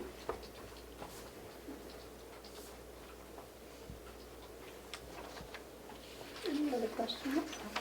It's my understanding, way back at the very beginning, you came in and said that all the money we gave you actually went to the individuals that you treat. Yep. There's a huge shortfall when we treat. So a Medicaid client, and most of our clients are Medicaid. So Medicaid pays us about $120 per session. It costs us over $300 per session to do that when you factor in what it costs just for licensed clinicians who are short. It's hard to find and they're very expensive. Yes, sir.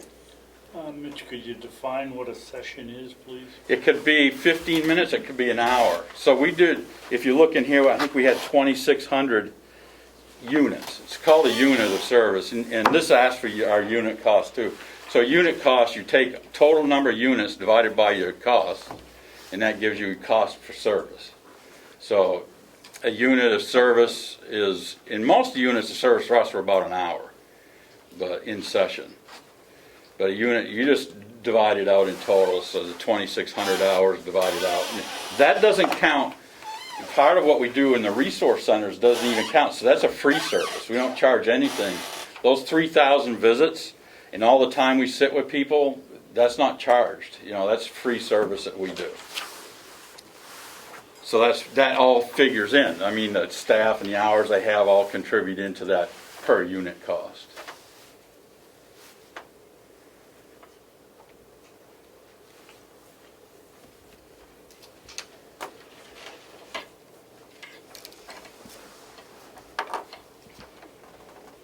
How many IOPs do you have running? We have 2 right now. And we wouldn't be able to expand, just because of COVID and spacing, we're probably not going to be able to expand again until we do another building someplace. So when we took the store out, we actually turned the store area into IOP so we could get 6-foot spacing. And then our office up in North Conway, we took out half of the equipment so we could get our 6-foot spacing there. But that room up there is used for IOP, AA, Smart Recovery. So we have a lot of meetings that take place in that room. So we're probably at the limit of our IOP right now. We can get up to 20 people at a time in IOP. We could push it a little bit more, but we're doing some IOPs done virtually now too. So we still have a lot of clients that don't feel safe face-to-face, so we're doing virtual meetings with them, telehealth, telemed. All right, but you were able to continue IOPs all Yes. summer through Yeah, COVID? even through COVID. So we just, it will tell it in here, but when COVID hit, we had to totally revamp how we did everything. So we had to set up telehealth, we had to set up virtual environments for our clinicians to use.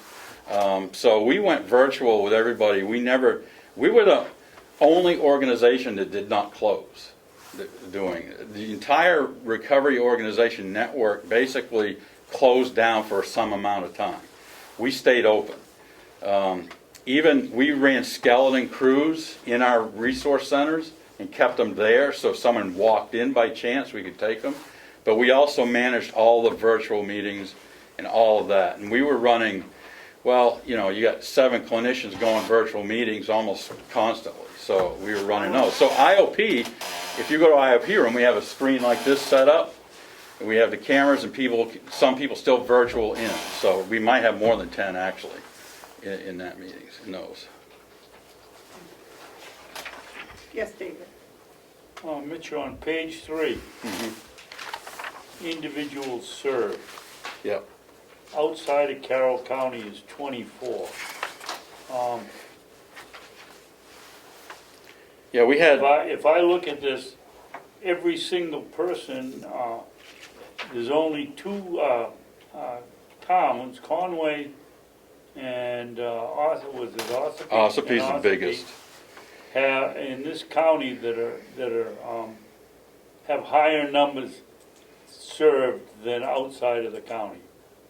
Why are we paying for outside of the county as a county? We had 24 people that came in. Some were just short for assessment, but came in from like Grafton, Coos, and just across the border in Maine. So they're adjoining counties to us that we've helped out. So we don't turn anybody away. So we had 24 come in, but 220 is the number we use. We just put it in there so you can see, total people served is 244. 220 is what this county served. Well, I have a problem with that because we have a financial responsibility for the taxpayers of Carroll County. And if they're coming from Grafton and Maine, and that's not our money. Yes, they need the services, but those counties should be taking care of their own. It was 139 units of service out of 2,800 units of service. So the majority of the service we do is in this county. Yes, but there's only what? The 139 is. That's units of service. Right, and. Out of the But there's only 2,800. 4 or 5 that, in the county that had more units of service. Well, the total county units of service is 2687. So total county. And then there was 139 outside of the county. So not much from outside, almost all of it's inside the county.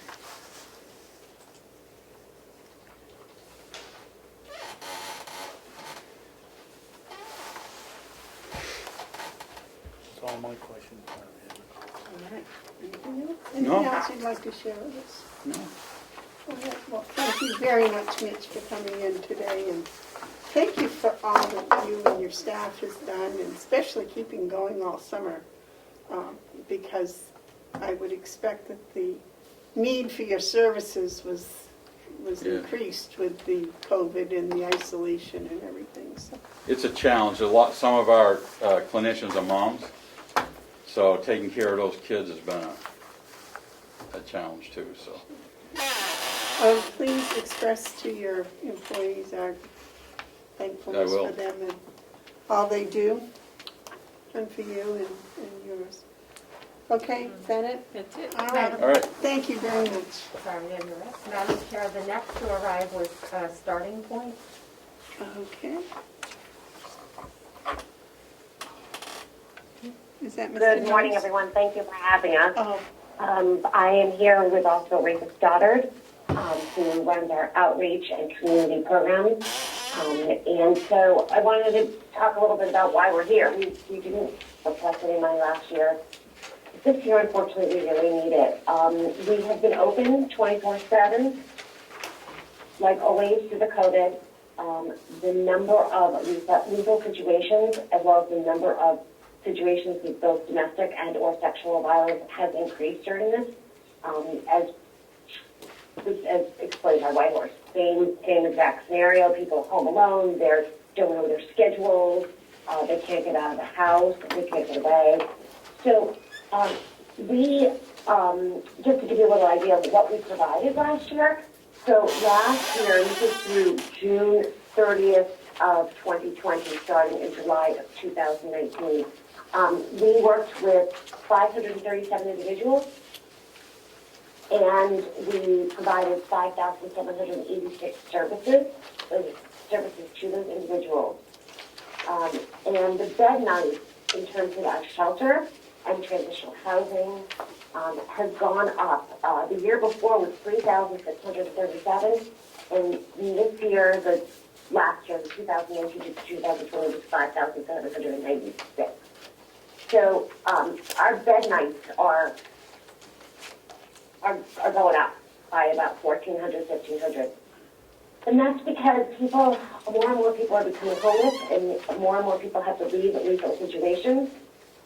So we've had to use, in the past, during COVID, we've used even safe houses, as well as motels and different...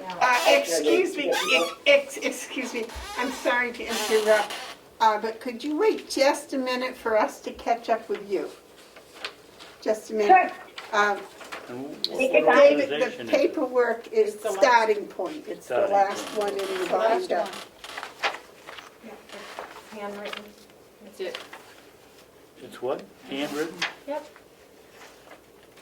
Oh, Starting Point, okay. Okay. Yeah, All right. Everyone has it. Okay. 505. 105. Okay, Starting Point, here we are. I have CNA as my last one. It looks like this on mine. That's what I It did. looks like that one.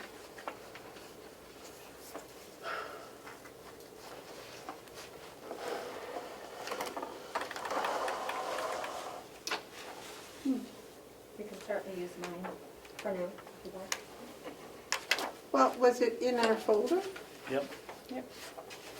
It was the last one in mine, I don't know what it is in yours. I thought I had them in order, but I guess not. Okay. All right. I'm sorry for the interruption. Please continue. Thank you so much. No worries. And so just to give you, Rachel's going to give you an overview of all of the services that we provide, but just to let you know that the reason why we're applying for these funding is the housing demand has gone up. And so we applied for $25,000 to provide emergency housing for people who are in danger in Carroll County, and also as well as support services. They cover nothing, no food, no clothing, and in order to get them into permanent housing, which we work with people on, and transitional housing for periods of time, we often have to pay an emergency electricity bill or something because they may have lost their job when they sleep in a situation. So there's a lot of different components to getting someone into a home. And also to let you know that, as everyone is saying, we've all lost revenue. Just our Blueprint Balloon got canceled this year due to COVID, and we lost $65,000 there. So we are in need of more monies for more people, and yet the income has gone down. We did take advantage of the PPE, and that ended for us in June, and that helped out a little bit. But really, this is direct service money. The other $5,000 that we've requested may seem like, well, painting a shelter.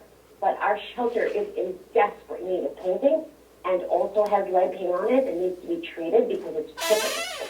So we have actually already raised $10,000 for that project, and we're asking $5,000 more to go towards that project so that we can continue to meet the goal of painting it by September 2021. Rick, did you want to talk about our services? Sure. I'll just pause and see if there's any questions for you. My question is, you address issues of domestic and sexual violence only. Yes, and human trafficking and prostitution. Stalking. Stalking. Yes.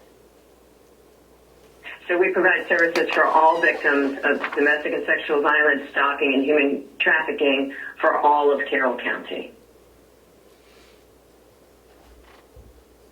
So I'll just add the myriad of services that we provide is, of course, a 24/7 intervention crisis line and support line.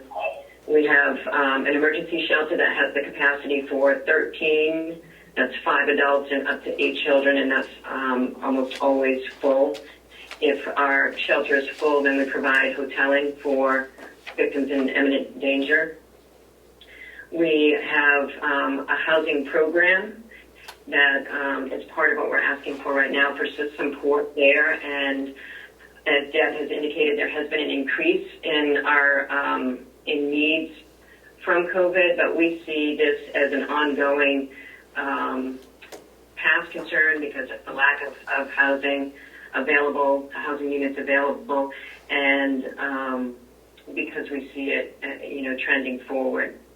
We also have transitional services, so helping people with work-related needs, getting back to school, providing equipment, clothing, specific to jobs, things like that.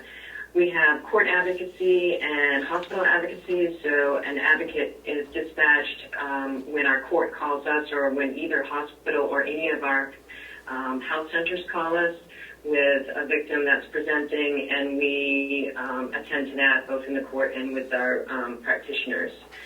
We provide personal advocacy for all of our clients, from transportation to food insecurity needs and anything else that you can think of, helping to fill out forms, things like that.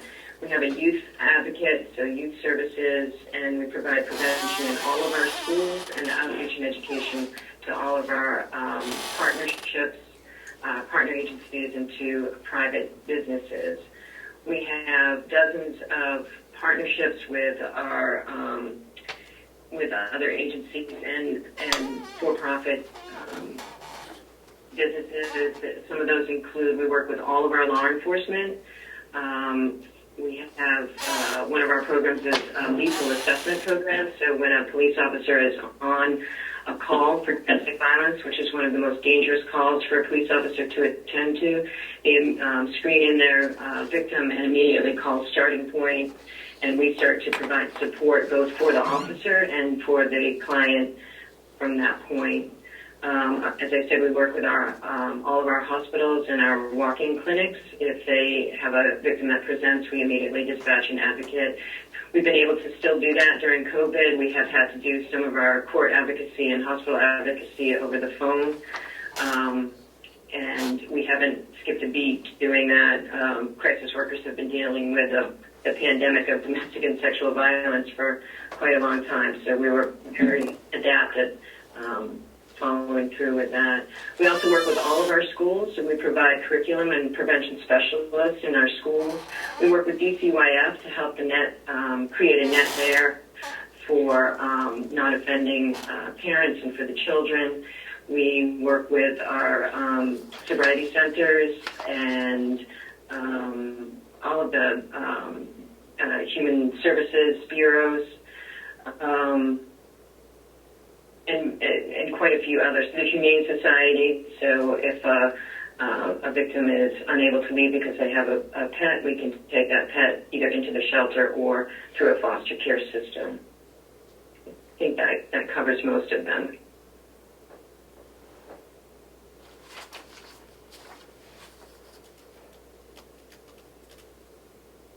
So last year that involved 389 victims. Actually, that number is yes, that's correct. 389. 389 victims and over almost 5,000 services. Correct. Each victim we have requires anywhere from 1 to 13 services. Certainly during COVID, we've had a much higher need for services because certainly in the beginning with other agencies, some other agencies not being able to attend, we had to fill in some of those gaps. And our services are necessarily long-term, so we can work with a client for a number of years. In fact, just we have found that reduces the cycle for intimate partner abuse and moves families out of that cycle. How many paid employees do you have? How many employees do you have on We staff? have 10 employees on staff to 10. cover all of Carroll County. How many? And almost 30 volunteers. 10. 10. And that, Madam Chairman, Yes, a follow-up? yes. Is that 10 the total of almost $500,000 under personnel? Our personnel costs, I have to look at the proposal. I believe that it looks under personnel, it may be other costs involved, which is actually running our shelters, I'm just trying to find it, it's right here. It includes utility. Utilities, it includes rent, it includes maintenance on our shelter. For instance, we have to service the boiler this year, we put a handicap ramp on this year to make sure we're handicap accessible. Those types of all of those types of services are covered under that. Yeah. Follow-up? I think you may have misunderstood what Was he the was question, asking, yes, because he Under- just wanted to know Okay, about sorry. personnel. Under personnel, you have 400 and rounded up a couple of thousand, $450,000. How many people does that cover? That covers 10 people. How many? 10. 10. 10, okay. It's Madam Chairman, another 44,000. question? Yes. Another question is, down at the bottom of the expenses, you have other. $250,000 with no explanation. What's that for? Those are our client needs. So it can be anything from providing food, transportation, clothing. Most of our clients arrive at the shelter with literally nothing more than the clothes on their back. In our housing program, that may mean pots and pans, furniture. It also can include things for children at schools or daycare expenses or special programs, being in a band at school or going to a summer camp. Just about anything a person who arrives with nothing and has been financially abused of their ability to earn or of their money earned, we would then help to supply. And the other cost is very high for us is transportation, which is included in that. Other than housing, transportation is probably our number 2 cost in terms of providing services because most of our victims do not have cars. So providing some sort of transportation to them and leading them to independence, that's quite costly. Further question, Madam Chairman? Yes. Under travel and lodging, I can see them both being an important expense to you folks, but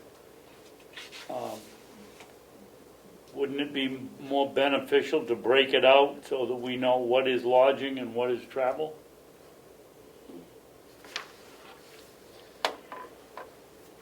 We definitely can do that if you'd like. I would like And, it. and the travel and lodging does apply to the needs of our clients. So it's not coming to us. We don't leave Carroll County too often. When we're 24/7, we're here. So it is travel and lodging for our emergency people who are in lethal situations in Carroll County. Okay, so that's on top of the other, so that is, travel and lodging is not in the other. Okay. So what does the other cover? No, we, I have a question. Why did they double your rent? Why do we what? Why is your rent being doubled? because we had to, go ahead, Deb, sorry. Oh, sorry. Well, we had to go and rent a place. In fact, we're sitting in it. We moved in yesterday because of COVID. We had no place for staff to be safely. We had 10 staff sort of squeezed into the attic of our shelter, and that was not safe for our shelter clients or us. So we are renting a place just for the year until we figure out what COVID's going to bring. Yes. Another question? Also, up on your funding sources, you have municipal. Is that several towns or Yes. one town, or how is that? Actually, we received town money from almost all of the towns. We have requested this year request for $62,500. We won't see that much money, but we'll see a little over 50, and that's really important to us. Because those monies provide other services, and that's not the transitional housing. Those are the ones that provide some of the food, the transportation, things like that. We're applying for transitional housing for the county money, if that makes sense. And I'll just add that some of the services that we do provide once a person screens into Starting Point Services relieves our welfare department. And some of our other our county agencies in terms of heat and electricity, housing costs, food.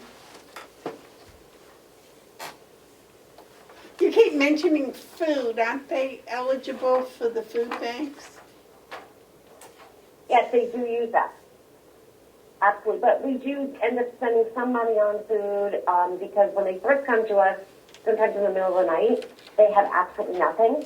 Or if they're in an emergency motel or a safe house, we may need to bring them groceries, either from the food pantry or from other locations, because they don't have anything. So some of it has to be prepackaged. It depends on where they're living at that point and how many children they have.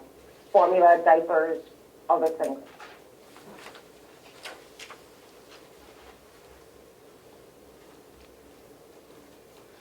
I must say I am totally amazed to learn that there are 389 victims in Carroll County this past year. I am just amazed. I have to tell you, that number's actually lower than it was last year, and the reason is that because of COVID, people weren't coming out, and so for a period of time, people withdrew into the abusive situation, and they didn't get out, and the ones that did were high lethality. And so their perpetrators may have been in jail, they had no place to live, their children had no place to live, they had nothing, they had lost their jobs and resources. So that the services, and including like the bed nights, over 5,000 bed nights for Carroll County residents, which is huge. And then after COVID, it sort of like lightened up a little bit. We started to see people coming out, children coming out and reporting. And also because they haven't been in connection with a lot of the services that they normally go to school, medical that they may normally have attended, counseling, different locations to get out to and check in, they actually increased the numbers. So when people start to come out, the numbers start to increase by quite a bit. And I would just add that in the more than 10 years that I've been providing services for victims in Carroll County, I think that our numbers are always a bit low because there is potential for 1 in 3.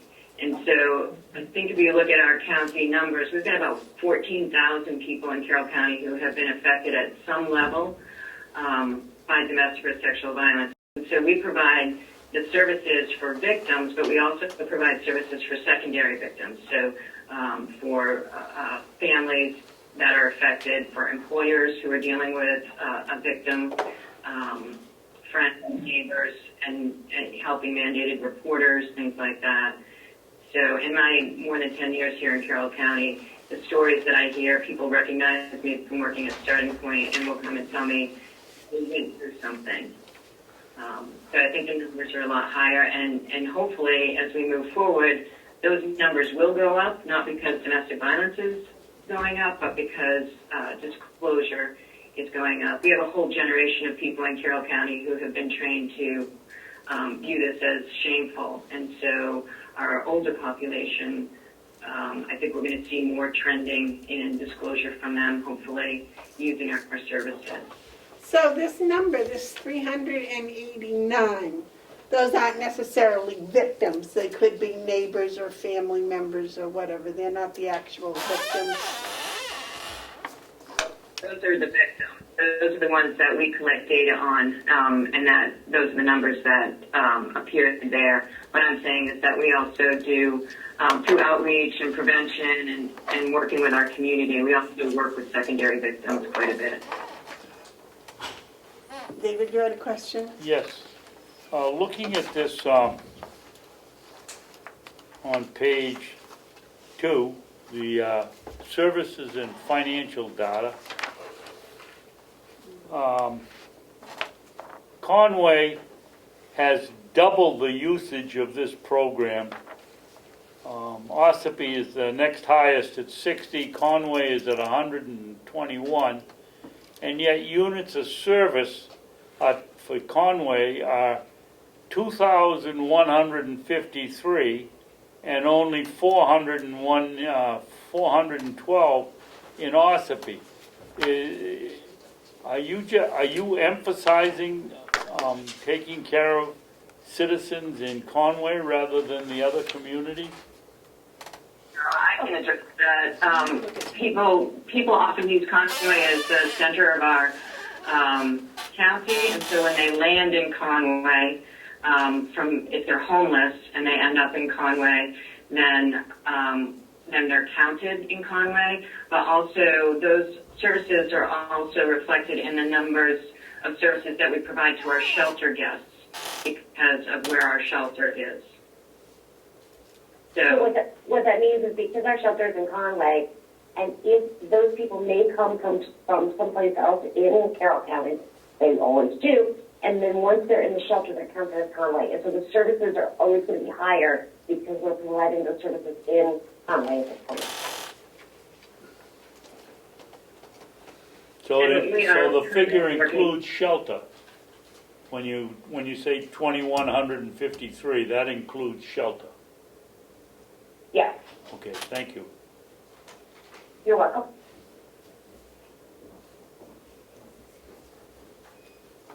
Doesn't make sense. So the 121 victims that you listed for Conway, they only become Conway victims when they are in the shelter? No, if you came from Conway, you'd be a Conway victim. So it's everybody who may have been had their perpetrator and their victimization happen in Conway, or once they come to the Conway shelter, they have those services provided. If they've been homeless in the county. Yeah. So if the victim is in Wolfboro, goes to the shelter in Conway, they're counted in Wolfboro, and then they're counted in Conway? Is that right? No, if they are established, if they establish service with us from Wolfboro, then Wolfboro's counted. If they establish service and they are homeless and they are calling from, from a campsite or from a hotel, where they've, gotten shelter in Conway, then they do end up being counted in Conway. I will tell you that we're working with our New Hampshire Coalition Against Domestic and Sexual Violence to help, with data collection. It's difficult due to the nature of confidentiality and the type of victimization.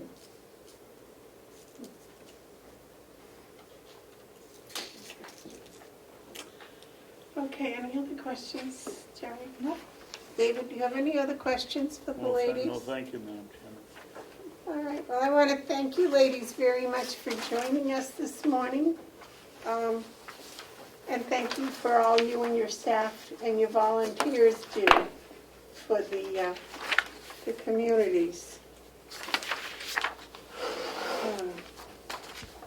Thank you. Thank you very so much. and thank you for having us. Thank you. Okay, I believe next is the Conservation District. Yes, sir. Oh, That's me. that's a new face. Yep. My name is Matt Coughlin. Okay, well, Matt, would you sit down? Introduce yourself to the camera. Madam Chairman, can we do what we did just to slow down here so we can get our paperwork out? Okay. Happy Hi, to Matt, wait. how are you? Great. The Conservation District, it was like right after White Horse, I that's got why. it. I finally got it. Yep. That's why I was on top of that one. You find it right after White Horse, I think. When did you start, Matt? When, I started, June was finished? mid-May. Yeah. May? No. Where'd you come from? I've been living in the Conway area for the last 9 years. Yeah. What did you do in conservation? Or you just, I've been in the conservation field for 15 years, primarily you focused. only look like you're 16. Well, thank you. Okay, can we please get back to the issue You can't at say hand, this. which is you have applied for financial assistance from Carroll County. Yes. So if you would give us a little background on, for the camera, the Conservation District and what it does. Great. So my name is Matt Coughlin. I am the new district manager for the County Conservation District, taking over for Joan Richardson, who had been in the position for around 18 years. So the conservation districts, they exist in every county in the state, and throughout the country exist in almost every county.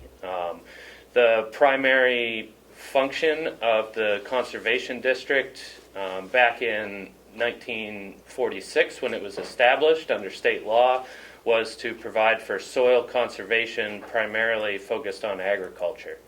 That has evolved over the past several decades to include natural resource protection beyond just soil, and we work in a very close partnership with the USDA Natural Resource Conservation Service.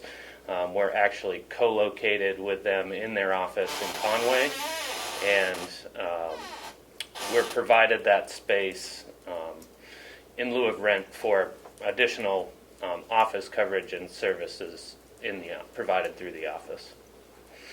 And that's the NRCS. Correct. We're familiar with. Yeah. All right, very good. And what have you been doing this year since May? Well, beyond just learning the position and the partnerships, I have been focused a lot on the grants that we have.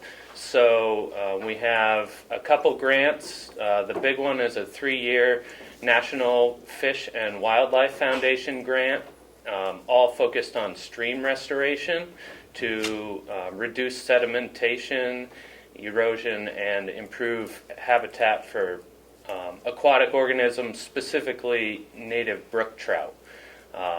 We were also awarded a moose plate grant for this year, which worked alongside that and that funded work on Mason Brook and Conway. So I've been working very closely with Tin Mountain Conservation Center in implementing that work and administering those grants. I have done some fee-for-service work with NRCS, going out and monitoring conservation easements, primarily wetland conservation easements in the county. That provides income to the district from NRCS. I provide soil potential indexes for people looking into current use programs. And then I go on a lot of site visits and provide technical assistance and try and connect agriculture producers or people involved with natural resource protection with technical assistance and cost share programs, primarily through NRCS. So COVID hasn't had a big impact on your activities? It has not had a huge impact. It has reduced the amount of in-person workshops that we can offer and in-field demonstrations, which we hope to pick back up on heading into next year. I have had some reduction in actual site visits when it first started, but we've gotten back to being able to do outdoor site visits. So no, we haven't had any large direct impacts from the COVID pandemic besides just reduced office hours. Okay, and you're requesting a raise? No. Yes. Just a 3% increase based on consumer price index, cost of living. I thought that was 1 point something. 1.2 for, I think, Social Security. It could have been. I'll admit that this was the first time I've engaged in this process, and I had little to no guidance. So I did the best that I could. And any potential increase there could be from the renegotiation of the position when I was hired on, and changes from how the position was structured with Joan. So what do you do with the money the county gives you? Primarily that goes to funding my position. I'm the only paid employee of the district. The rest are board members who are volunteers. So primarily it goes to making sure that we have a paid employee who can go out, provide that in-person direct assistance. And the other thing that it does is it allows us to go after these grants, which is one of my biggest priorities going into next year, is to go after more grants and try and bring more income into, try and fund more projects in the county, and also bring more income into the district to offset or to match what the county provides. Are you a grant writer? I am not, but I am quickly learning how to be one, yes. And I just submitted a grant application for the Moose Plate for additional stream restoration work for 2021. So that's a big goal. And the other thing I'd like to do is, we had sales programs. We don't have a lot of funds to help fundraise, or start fundraising or these sales programs. So that's something, again, I hope to find grant money to reinvigorate the district. We used to offer plant sales, shrub sales, and bulb sales, which we haven't. We just didn't have the liquid capital to make it happen. So that is the other big goal of mine heading into next year, is to bring back some of those services that any resident in the county can take advantage of.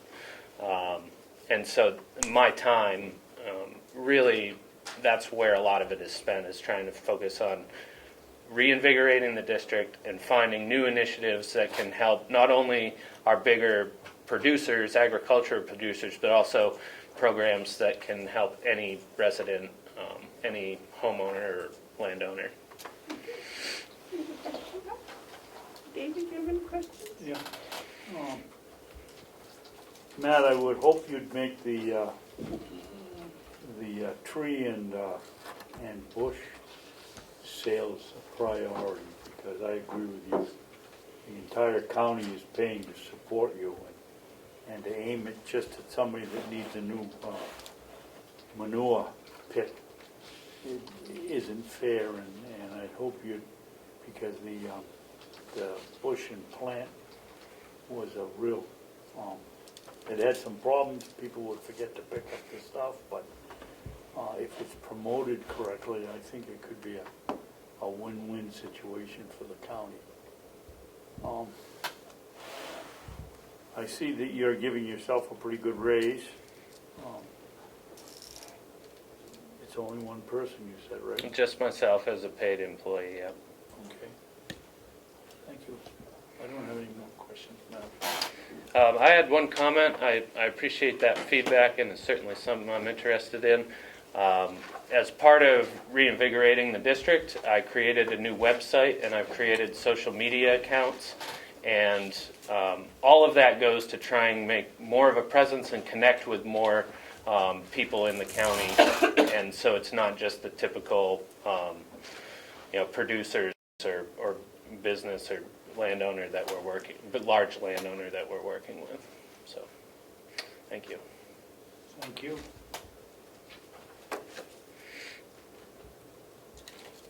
Anything else? Is there anything else you want us to know? I get, Yep. Matt, on page 2, on Yeah. Individuals served. Yep. If you walk by your owner's blueberry plant, is that counted as individuals served, or what? How do you get 1,235 people served in 12 months, 4 of them covered with snow? Yeah. And what constitutes a unit of service? So that's a good question, and because I'm new to this one, I was asking myself as I was putting this together. So without much guidance, I didn't really make any changes from last year, and that was based on the fact that with my coming on and Joan's transition out and COVID, not much changed between what happened last year and what has happened this year. So I look to increase that moving forward and hit more individuals. But to answer your question, a lot of things do count. So providing education is a big piece. So my example would be the interns who were doing the stream monitoring for Tin Mountain did a public presentation educating the public, so anyone who joined and learned from that program would be counted in that number. So it isn't necessarily someone who directly received a technical assistance or a program through NRCS. Boy, Yes. I don't know whether this is the time to discuss it, but I don't think that's legitimate, Matt. If you're having people test the water and then put that down as an individual served, it isn't right. This is the individual served should be the person that has the pond as somebody come and tested my water. That's an individual served, not the guy that comes and collects the water and now it puts down as somebody we served. That's just No. Education. That's what he said. No, he said that the collectors went to a group of people And taught them how okay. they I worked, misunderstood how they you. worked to improve that community's Okay. water quality directly. And so Then that's that where is the a- other that is a legitimate exactly, service. and that's I'm where the other half comes from. Is we improved, we did restoration work in streams in Conway, which then benefits everybody downstream in that watershed. So that can be also a hard thing to calculate. Oh yeah, I'd say that's pushing the envelope. Sure. But But then anyone who came to an education program, then learned about the benefit that they had that received in their community, and it's also an opportunity for us to recruit volunteers who can then go out and help do continued monitoring of that work. I agree, this is something I'd like to improve on myself. I was, just to be totally honest, going off the work that Joan had put in the past. So some of the methodology there, I agree, could be improved.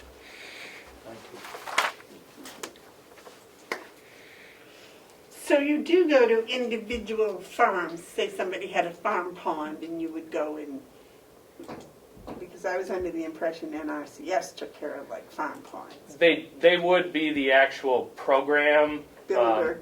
But I sometimes am the first person out. They make contact with me. I have the flexibility to go out, and then I can make those recommendations and connect them with some of those cost share programs through NRCS. Okay, gotcha. Yeah, it's a very close partnership.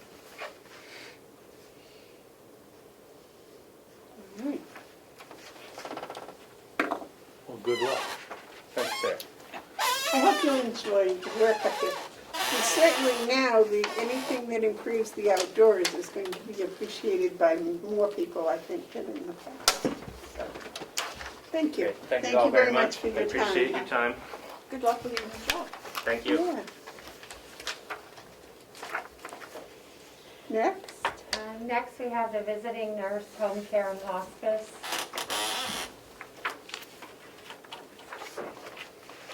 Hi, I'm Sandy Ruger. I'm the Executive Director of Visiting Nurse Home Care and Hospice up here in Carroll County. I'm joined by Ashley Cheney, who is our long-term care services coordinator. Who we're not joined by today is Karen Boyer, who does most of our finances. So, Okay, could you wait? Could you wait just a moment, please? I'm sorry, what's that? Could you wait just a moment, Sure. please, until we all get on the right page? Maybe we should ask Melissa to pass the torch to you when you're gonna get the next one, rather than saying we got somebody and they start Okay. talking. Yeah, sure. Okay, I think we're ready for you now. I'm so sorry. No, well, I'm a slow learner. I should have waited till you guys gave me the go-ahead that you're ready for us, so. Well, you've been waiting quite a while, so Yeah. go right ahead. That's all right, we're patient. Go right ahead. So as you know, we provide home care services and, on a variety of levels. We have our skilled home care services, which are primarily funded through Medicare. Our hospice services, again, primary funding through Medicare. And what we're applying for today is help with our long-term care services, which are in part funded by the state, and as many things are underfunded. So just a word, and I know you guys have heard this multiple times, COVID greatly impacted us during the past year with, some clients not wanting to have the usual services because they were afraid. But we never wanted to reduce staff. We never wanted to have reduced positions. We had no layoffs. We also took advantage of the payroll protection plan, which really helped us a lot. We're very grateful for that. But more specifically on today's request, we're seeking level funding. We've been funded through the county for quite a few years, and we're so grateful for that. That truly has kept our long-term care services afloat. And the two programs we look at, and Ashley will get into a little more of the detail of it, are services provided to older adults living at home who would likely be in a nursing home without the services. It's focused mostly on homemaker and home health aid services, so meeting their daily needs of care plus a variety of errands. And also sometimes we are their only contact with the outside world, but that home health aide or that homemaker who goes in and does their shopping and errands is crucial.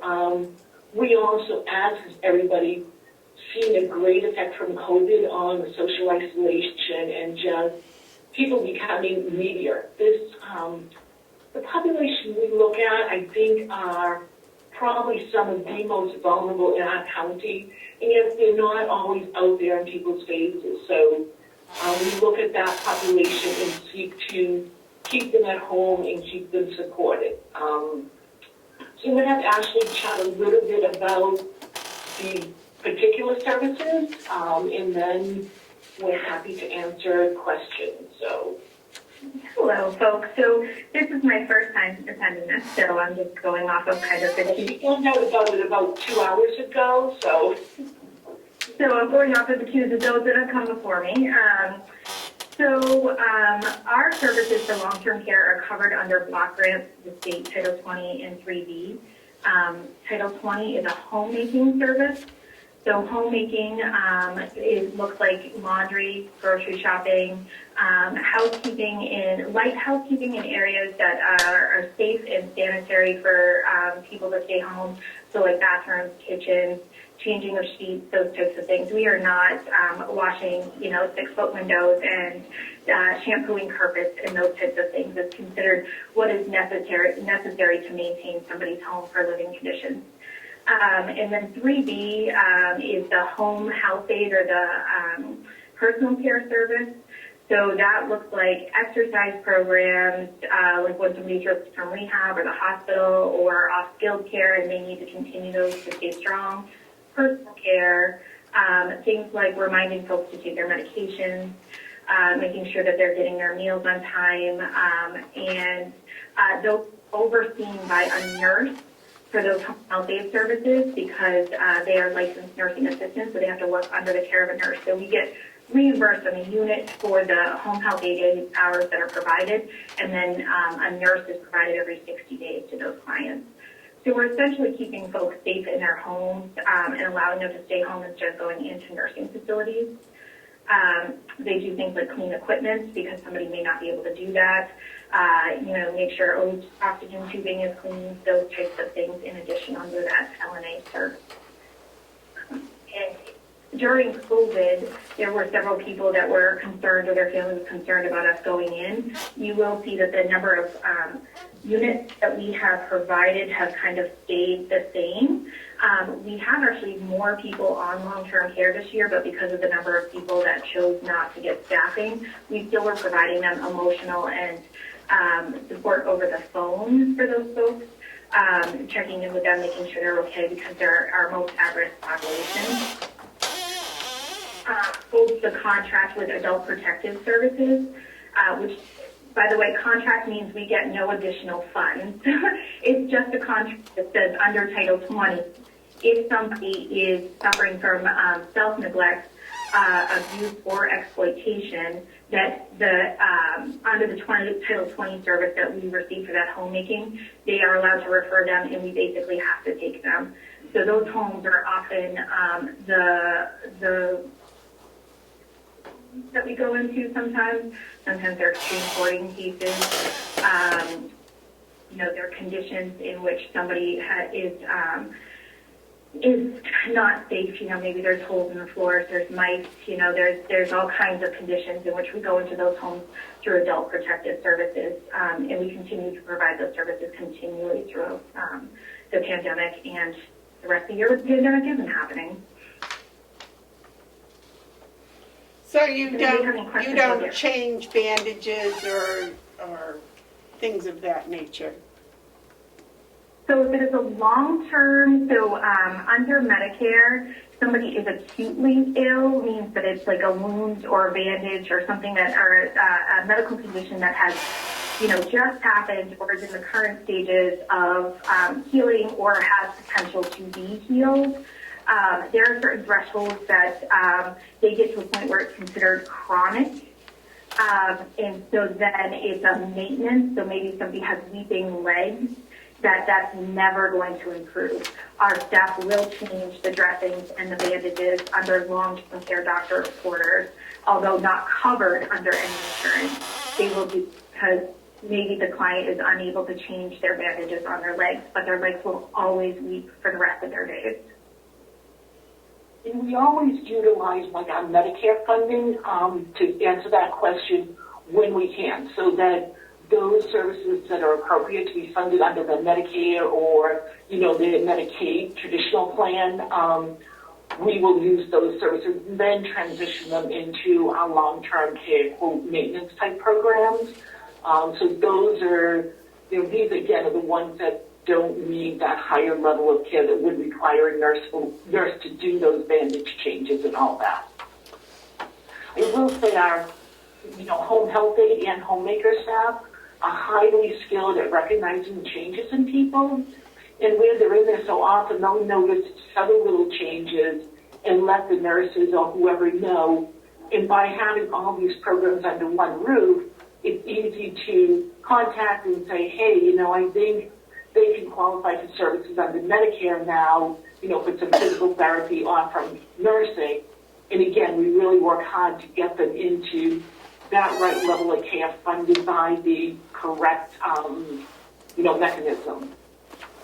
Okay, well, as you know, the county pays a substantial amount in BEAS funding that pays the Visiting Nurse Association to do a lot of the Medicare, Medicaid eligible things. So I just wonder, that you're keeping a close track of keeping that funding separate from a donation from the county directly. You want to address that? Yeah, if we use the county funds to supplement that, because the state funding through BEAS still does not meet our costs. We consider it successful if we can meet our direct costs with those funding sources. Within, the home care group, and when, we have a financial audit, we provide benefits to all our staff. We don't separate out long-term care staff, in part because it's part of our mission is we provide as much as we can to support our staff, including health insurance and other benefits. The only way we would meet all our costs would be by taking away those benefits from those employees. And as an agency and a board, we have opted not to do that. Years ago, some of our Medicare funds would help offset the losses incurred in these programs, and unfortunately, that's no longer true. So, I'd like to speak we were very careful about it. So, and I'd like to speak to that just for a moment and elaborate a little bit on the benefits section of that. So homemakers and LNAs are at a critical shortage in New Hampshire. It's in the on WMUR, they're talking about it all the time, particularly in home care. So some of those situations that I've described, whether it's wounds that have yet not APS is involved with, and they're critical and beyond something that you've seen every day.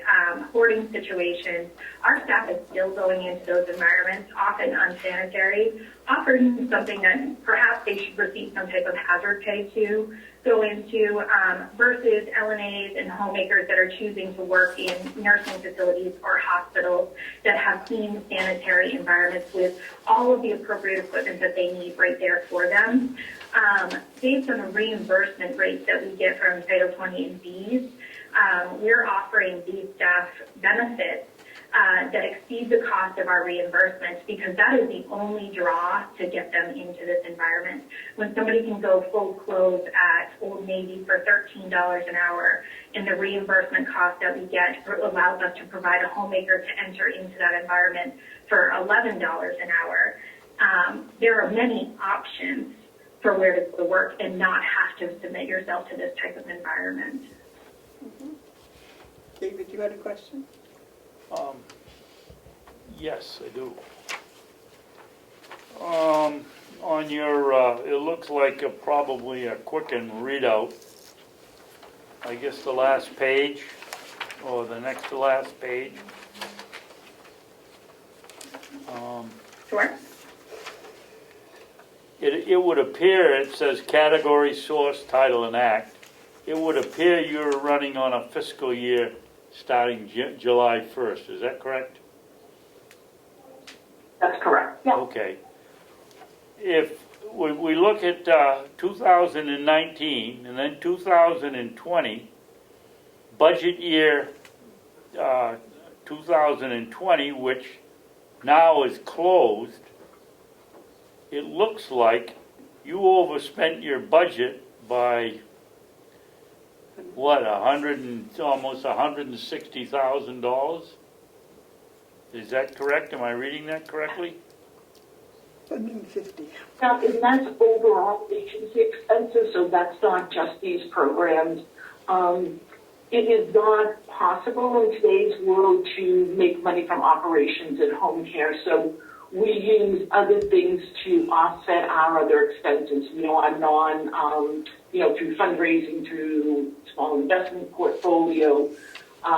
So yes, in COVID, again, really skewed these numbers where our fiscal year ended June 30th. Because we continued to pay all our staff, we also took a big hit in our Medicare volume during those months. So that reimbursement also was not there for those 3, close to 4 months. So, this year looks far worse than usual. Most years we're pretty much at a break even on, operating expenses. But this year is skewed because of COVID. Right. So take into consideration during COVID, many doctor's offices and elective procedures were canceled. So maybe you've been putting off having your hip replacement. Those are types of things under our Medicare and our home care funding, which is not what we're asking today. We would not receive referrals for those types of rehab services and whatnot. So that accounts for some of that. Thank you. Terry, any questions? That was, no? Anything else that you would like to have us know, ladies?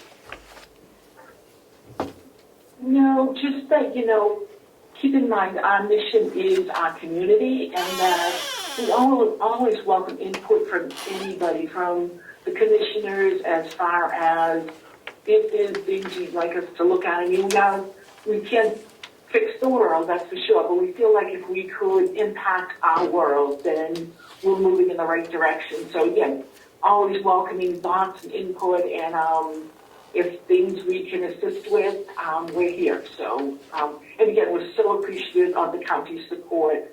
We don't go to individual towns, we just go to the county, and again, we're incredibly appreciative of all your support. Well, I want to thank, I don't know who it was, it may have been Liz, that I talked to a couple of years ago when I was trying to figure out BEAS funding and the being used for the home care facilities, etc., with your funding, and had it very clearly explained to me the difference of the uses and why, etc. So I want to thank you very much for being so open and honest about that. You're very welcome. And I believe it's Karen who's probably not here today.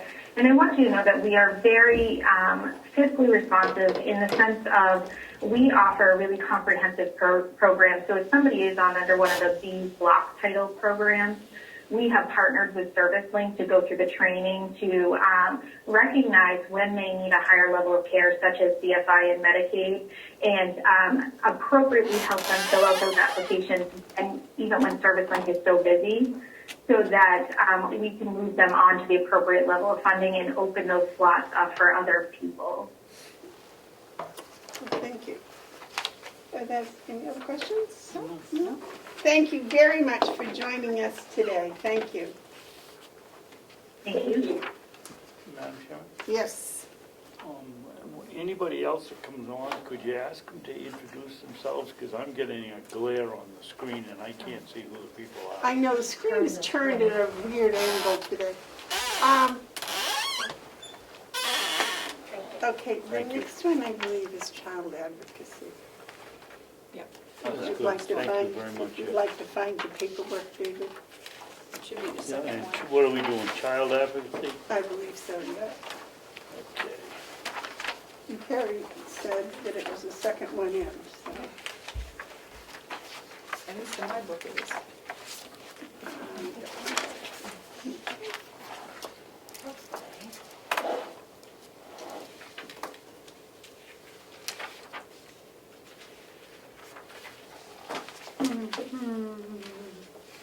Are they on the screen? Yeah, Liz is here. She's I'm here, yeah. Oh, okay. All right, they got oh, I see, the name is underneath, not on top. I got it. I was No, gonna say, it's you gotta be don't here, look, it's just you don't not look in like there. Deb's, but, okay. Okay, would you please introduce yourself, Liz, and tell us what the Child Advocacy Center does and what you've been doing in the past year? Absolutely. Thank you so much for having me. I'm Liz Kelly Scott. I'm the Executive Director of the Child Advocacy Center of Carroll County. I appreciate, the opportunity to address you folks via Zoom today. I think that, the more we can do to keep each other safe, the easier this all is on the kids in our community too. And the sooner they can get back to school and kind of a more normal routine. Wait, just one second. I thought, my apology, I thought David had it, but you know. No, I've been through it, maybe it's not in my book. It's the second one in from the beginning. No, it is not, not in my book. Oh, okay. You can certainly use my copy today if White horse addiction. White horse addiction. Oh. Visiting nurse is the second one. Oh, okay. I apologize for that. There's a copy there for you. Okay, well, thank you for this one. I'm all set. Melissa gave me one, I'm all set. Okay, thank you very much. Thank you for your patience, Liz. Thank you for waiting. Of course, of course. So I know that you commissioners are familiar with the Child Advocacy Center. Carroll County has been fortunate enough to receive funding from the county for the past 12 years, I think. At the Child Advocacy Center, we work with local law enforcement, child protective service workers, prosecutors, victim advocates, and medical and mental health professionals to ensure that the holistic needs of child abuse victims are being met throughout the investigative process. So we provide forensic interviewing services.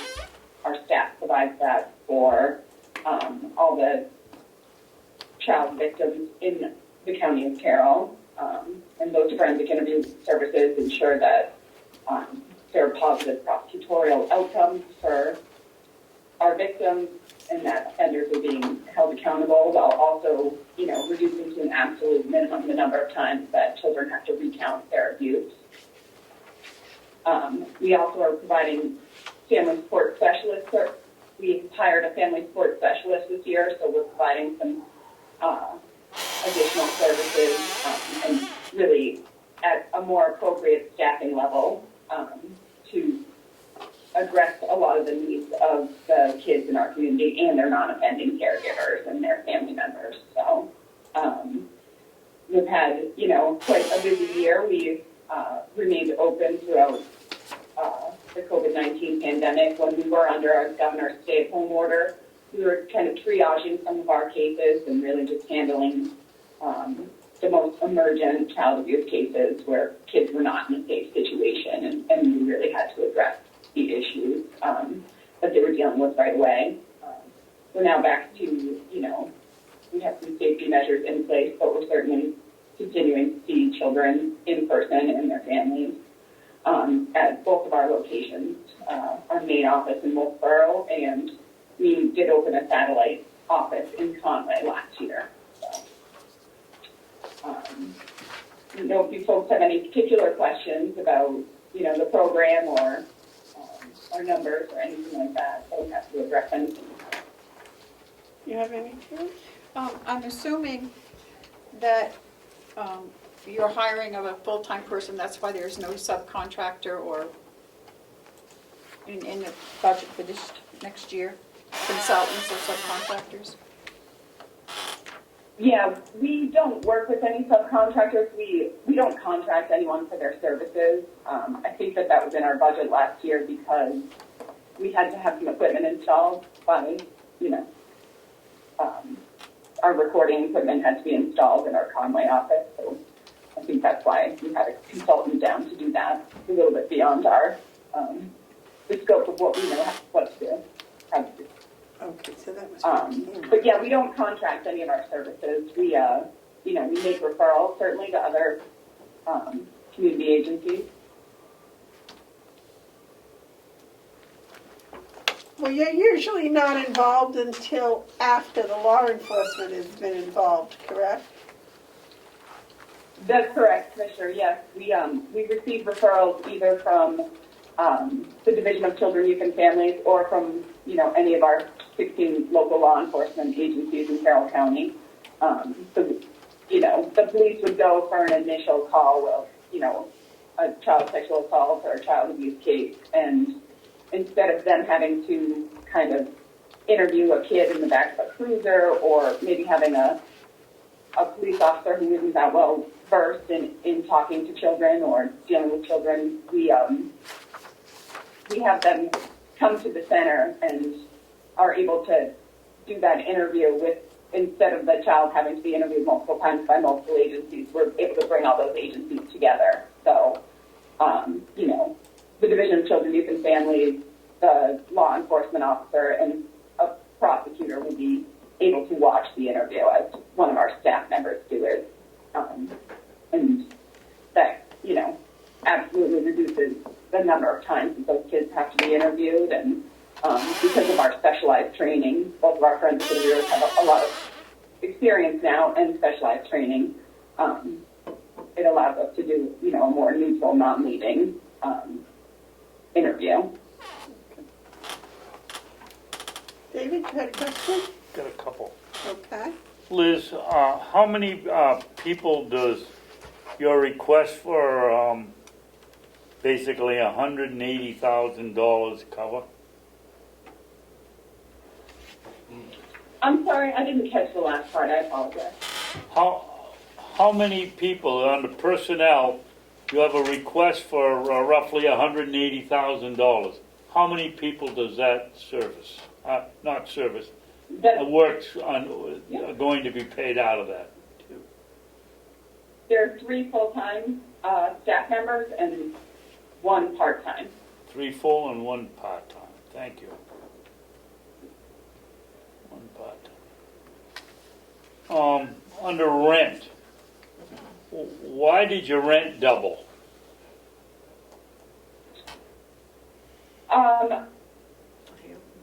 Our rent doubled from 2019 because we didn't have the office in Conway.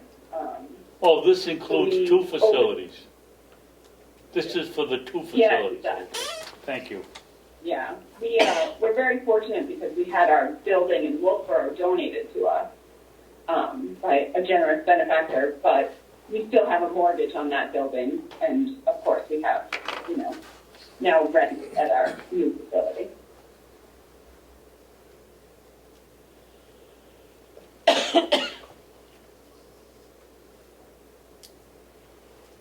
And Liz, what is other? Yes. What is other? Well, under other, I put, some costs that I wouldn't want the county to have to absorb. We do still do some fundraising, although it's been a very difficult year and we've canceled all of our in-person fundraisers. So those funds help us to kind of pay for fundraising activities. They help us pay for,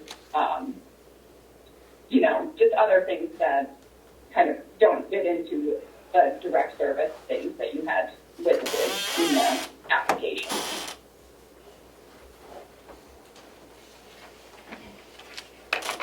Thank you.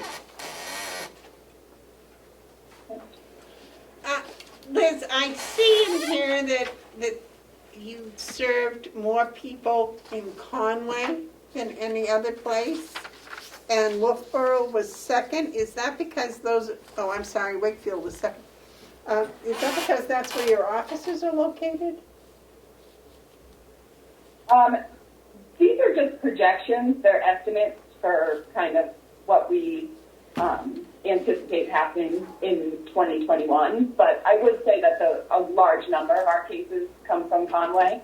And that's kind of just because it's one of our bigger towns. Obviously, it's another one of our big towns in Wakefield and Wolfboro, and we do tend to get a lot of cases out of those. So this isn't actual numbers? These aren't actual numbers? No, my understanding in filling this out was that you were asking for our estimate for 2021. Maybe I had that wrong. My apologies. I wonder if everybody else thought that. Well, and is it individuals served in all of them for this year, or for, I was assuming all along that it was for last year. These figures, how, they don't know how many they've done for 2020, except for 9 months. So I always assumed it was 2019 on all of these, and apparently it isn't. On the application, it says estimated. So I thought it was what they figured the end of 2020 would be. Because they have 9 months, and this would be based on some real numbers. But you said you used it to estimate for 2021, Liz? Yeah, to kind of inform my request for 2021. And I do provide the county with a year-end report, which kind of breaks down all these numbers too, and I'm happy to send you folks a copy of that so that you can look at our past couple of years' data. This is an estimate of, what we anticipate for 2021, and certainly, it's based on our experience. Do you get the money from the county in one installment, or 12, or 4, or? We typically invoice the county quarterly, so it kind of helps us to spread that money out and keep our budget kind of balanced throughout the year. Kind of balanced, I hope it's balanced.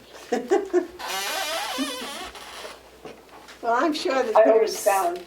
I'm sure there are certain quarters that are more busy than others. It's true, yeah. Okay.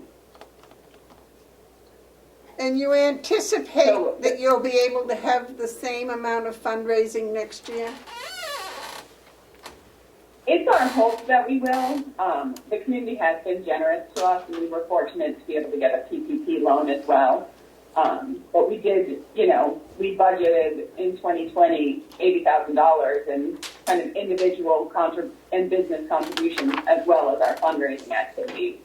And we were able to meet some of that with individual contributions from the community and from different foundations that kind of knew that we were open and still, serving victims, even though a lot of other places were closed or had modified kind of what they were doing.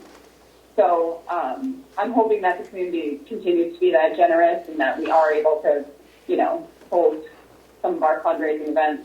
One of them is a golf tournament, so I'm hoping by next September we'll be able to do that, although we canceled this year. So that is certainly our hope.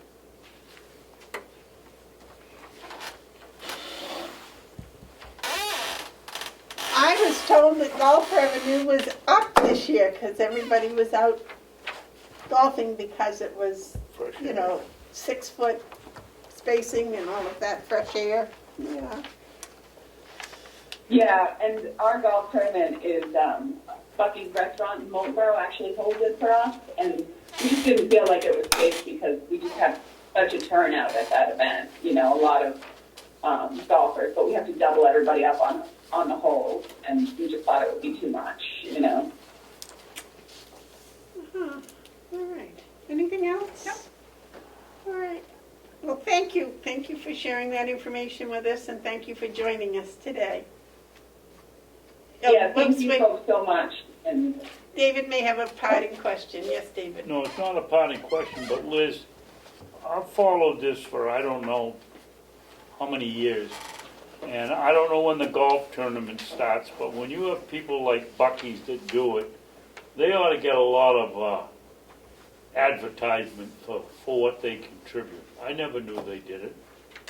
And yeah, I would think that more of an effort to let people know that they and others have helped would be to everybody's advantage.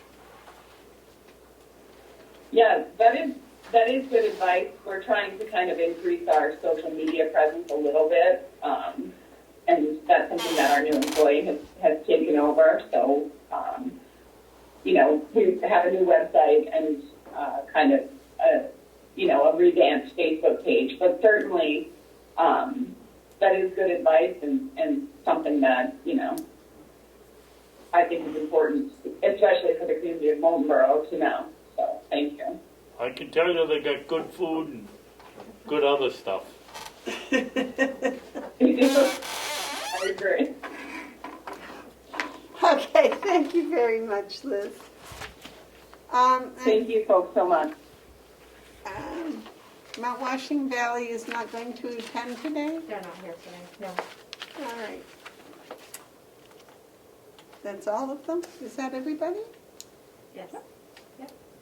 All right. Right on schedule. And then Mr. Flash is here on the Zoom. He's actually planning to be here at noon, although I didn't put the time on your agenda. Matthew, do you mind starting 10 minutes early? Oh, wait a minute, you're muted. Okay, I unmuted. Can you hear me? I did. We can hear you. All right. I said, would you mind starting 10 minutes early? No, I don't mind at all. Okay. Am I the last one on the agenda, or? No, but you're up here. Matthew Posh is here to talk to us about the Carroll County broadband.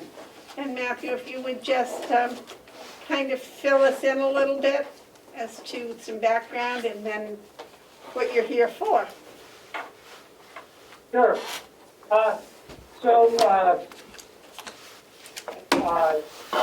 County Broadband did not have a lot of meetings this year with the stay-at-home orders and the shutdown. There was a meeting in February, and then we just had another meeting in early October, October 5th. Between February and October, while meetings weren't occurring, the co-chairs were pretty active. It's led by Rick Highland as chair. Steve Knox has had some medical issues this year, and so it's still recuperating. So Rick is taking on a lot of the work. And what's been happening is Rick has had a lot of meetings with potential providers. There's not a lot of information I can provide on that. There was a grant that the group received, that Carroll County Broadband received last year, to do a feasibility study in the county. And that work has been done. That work proceeded through the summer with people responding to questionnaires. And the results are in, and the results are pretty overwhelmingly showing that, at least what I've seen preliminarily, showing that, and this is based on a report in October that we received at the meeting, showing that people want better broadband in Carroll County, that they're not happy with the service they're getting. So one thing that's been highlighted this year is how critical it is to have broadband, with kids trying to do school at home, with Zoom conferences for everything, with telehealth, telemedicine, the work at home, even interacting with government bodies. You get on the internet now and you watch a meeting. You don't attend in person. So a lot of folks are finding they're having trouble, and they just don't have fast enough speeds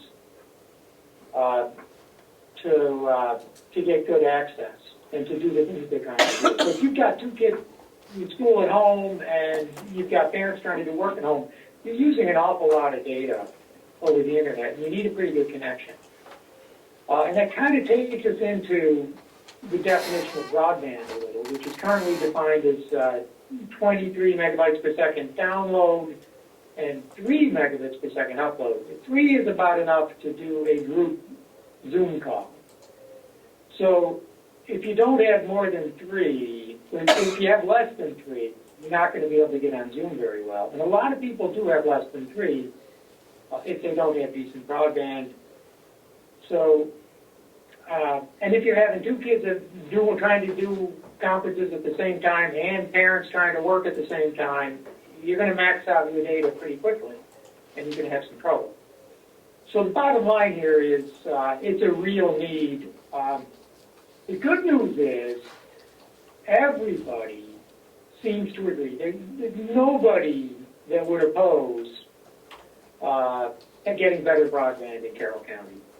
It's amazing to see everybody running for office now. Every state rep candidate is touting broadband, and everyone wants to win better broadband. That kind of leads us into some of the work that's been done at the legislature. So last year, SB 1111 was passed in the spring. It was one of the last things the legislature did, and the governor signed it. And what SB 1111, the big thing that it does is it allows the establishment of communication districts, similar to water districts. So the towns can band together and deploy a single within the towns. To get that in place is going to take about 2 years to actually get a district in place, because it's got to go on to town meetings twice. Once to approve beginning exploring getting into the district, second to approve joining the district. Once a district is formed, the district functions as a separate municipal entity with powers to issue bonds, and it could be a taxing authority if it's a general obligation bond. It could be revenue bonds, but some companies would not be willing to partner and build out a system with just a revenue bond. Some would, is what we're hearing. And some more good news there is, with all that's going on this year, there's money that's gathering on the sidelines waiting to invest into systems in rural areas to make this thing happen. There's also some things happening at the FCC with money becoming available through universal service. There's an auction, it's a reverse auction that will be starting very shortly, and at the FCC for universal service support. And basically the way that would work is potential operators would get in to the auction, and they bid against each other to determine who could do it for the least amount of money, for the least amount of support. And we've seen some companies that that we know are in this area. They're going to be getting into the auction. They can't talk to us right now. There's a very strict ban on any kind of talking about their plans in the auction because of the anti-collusion statutes that apply. But we have some hope there that entities could, entities would get into Carroll County, and there's some areas in Carroll County that are eligible, and start, that money would come in and help deploy a network throughout the whole county. Some of the other LSRs that are coming down the pipeline, there are 2 more have been submitted already. One would require that one would adopt the FCC's one-touch make-ready rules. Now, that helps to solve a big problem, which is the cost of deploying a network on the poles. So to deploy wires to every doorway, you have to string the wires on the utility poles. But to do that, you got to make room on the poles to accommodate the wires. And if you've got to contact multiple utilities to move their wires around on different occasions, it just takes longer. Potentially could be more expensive. So the one-touch make-ready allows the use of one entity to make the poles ready, move everybody's wires, every other utility around, and the new entrant would pay the cost, essentially. So it could be potentially efficient from a cost perspective and from a time perspective. The second one, which might be more important, will require that when a new entrant comes in to negotiate an access agreement on the utility poles, that the PUC's rules for equal access would be a, quote, minimum, rather than something that could be negotiated away. And some utility pole owners now are saying that, you know, all the rules for access to a pole are negotiable, despite what the PUC has determined in its regulations as to what should be done and how that access should move forward. That it's all negotiable and can be negotiated away in a contract. And those negotiations take a long time. And equal access becomes unequal access in a lot of instances, because if this happens, if those rules are negotiated away. So this is an important LSR that would define the absolute minimum requirement. Nobody can go below this, and nobody can treat a new entrant less favorably than these rules and the PUC's current rules require. Now, Jeff Bradley is also working on another LSR request that will create grant funding. It will create a funding program, a state-level funding program for helping to deploy broadband. That, we don't know what that's going to look like, but what we do know is when the governor took $50 million of CARES Act money this past summer and made it available for broadband projects, there were very few opportunities created because of the strict rules that applied. So we looked at that. Rick and I and a group of people looked at that pretty closely. And there was no way the Carroll County broadband as an entity could apply. There was no way that the county could apply. Two towns, Sandwich and Wolfboro, ended up applying for small projects. The Wolfboro project is still alive, but we don't know. I haven't heard the latest, so I can't really report on that. But the timelines were very strict. Projects had to be done by the end of the year in order to get the funding, and the funding had to be fronted. The cost had to be fronted by the town. So if there wasn't a third party willing to put that money up, it was very difficult for anyone to get into it. Hopefully, as the program that Jeff is working on, and he's already said it would fix this problem, but it would be easier to get money under that program. The requirements would be less strict, and we'd have more time to deploy. So that's a big potential help there that could help solve this problem. I think what we're looking at, it will be a partnership of government entities, private investors, and an operator. So it would be a public-private partnership to get this done, with some potential universal service funding. And I don't know if you're all familiar with the universal service program. It's every phone bill every month, mobile and wireline, you pay money into that fund. And there's billions of dollars spent every year to support low-cost service in rural areas as a provider of last resort in rural areas. So. Now, earlier this month, we also prepared some comments to the FCC in an ongoing docket. And I don't know if you've all seen those. Terry, I gave you a copy of those. Were you able to circulate them, or I can? Yep. I can get an addition. I can get a copy and I can email to everybody.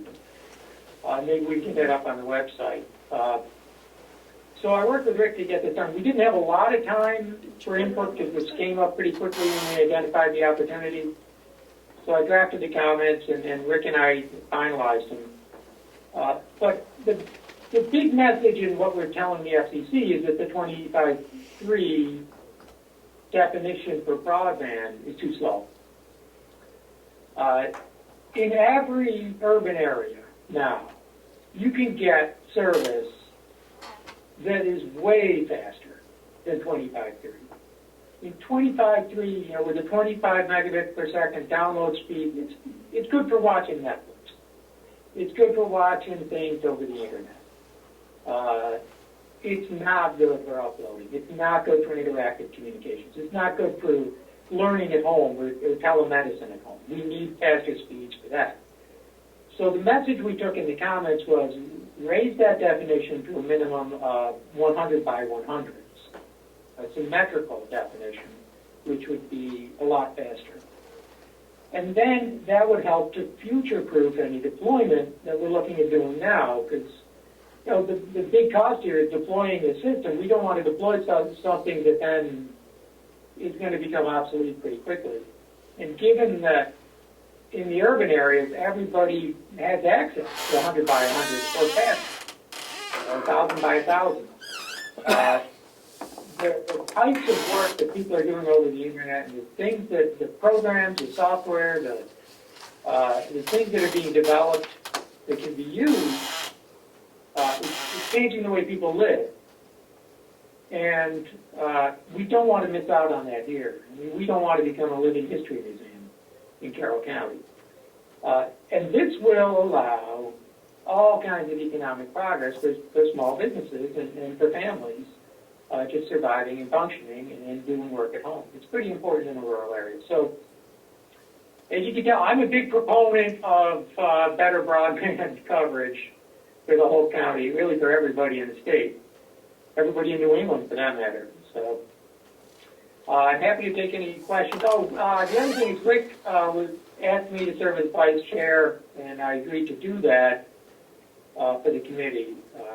So he's made me the vice chair with Steve's convalescence.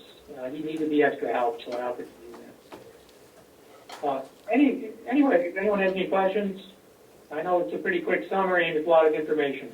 So David has a question. Okay. Matt, from what I read on your bio, you have a long history with the IT industry. Can you explain to me, the problem is too long, I don't want to go into it, but the internet, Brown Ridge Road is partly in Ossipee and partly in Wolfboro. Wolfboro has MetroCast, which I think now is Atlantic something or other, and Ossipee has Spectrum. What prevents those two towns, and there's 11 students between the village and the railroad tracks at the town line that can't get internet because these two companies can't get together and say, okay, you take the 100 yards from Route 16 and we'll take someplace else in Wolfboro that you can't reach Atlantic. Why don't they work together? I don't know. They really should be, and I've heard that they were starting to do that. So I think that might be changing. I mean, I know someone that lives in Brookfield, and they get service from the provider in Wolfboro. The line got extended to their house. They're at the end of Pleasant Valley Road. I don't know how well you know Wolfboro. Very well. So they're up the hill. They're up Pleasant Valley Road towards the end, over the Brookfield line, and they're getting service from the lines got extended to provide them service through Wolfboro. There's really no reason it can't be accommodated. It can be worked out. I'm sure the towns would have no problem, and the companies can work together. But I thought that was starting to happen.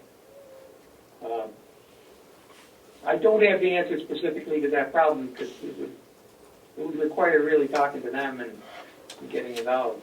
Well, I figured being a lawyer and working on it, you might know whether there's something in the law that says they can't work together rather than they can. There's nothing in the law that I know of that says they cannot work together to resolve it. If they have to do some kind of regulatory filing, then they can do it. There's no reason they cannot work together to do this. But I thought some of that was going to be resolved between the two sides, because there are several places like that. That's my understanding. Okay. Thank you.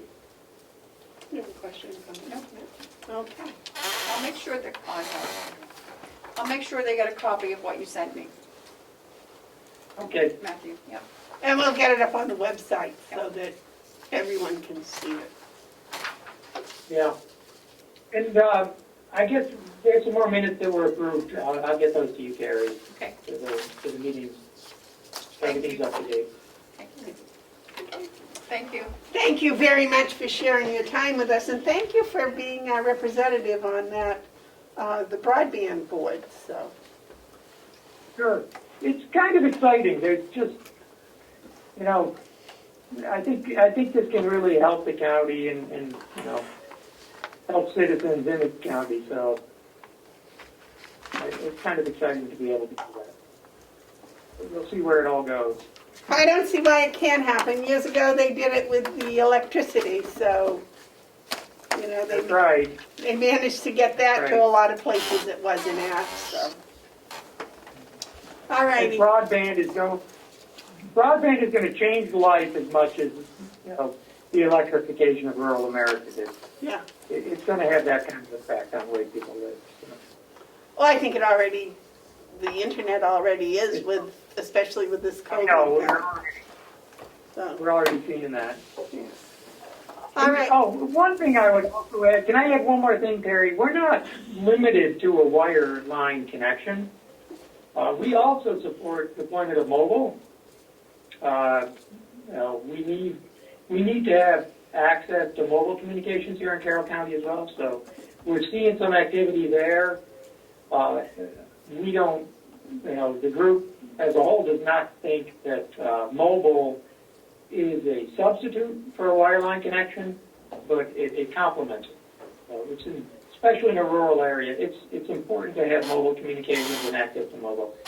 And we're going to see faster broadband speeds, faster data speeds over mobile communications as 5G gets deployed. Anyway, that's all I have. All right. Thank you very much, Matthew. Have a nice afternoon. Yes, ma'am. What do we got? We got Secret Ball next. Mr. Cullen, Yes. you are up for your report. All right.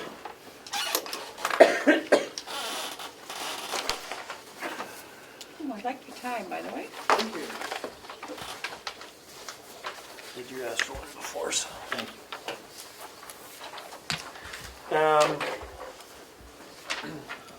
Moving to section B, so just recapping sort of the last week. So number one, we were able to get the third quarter financials both to you and to the delegation in a timely manner. So that obviously needs to be standard operating procedure for every quarter moving forward, and so that we were able to do it for the first time was, I think, a step in the right direction. A large part of my time over the last week was spent one way or another on the delegation's transfer investigation committee. We were able to get that report to them in time for them to review it over the weekend, and then as part of their meeting on Monday, and that was accepted, and I believe that matter is now considered closed. So that is important. It did, however, chew up a significant amount of my time over the last week.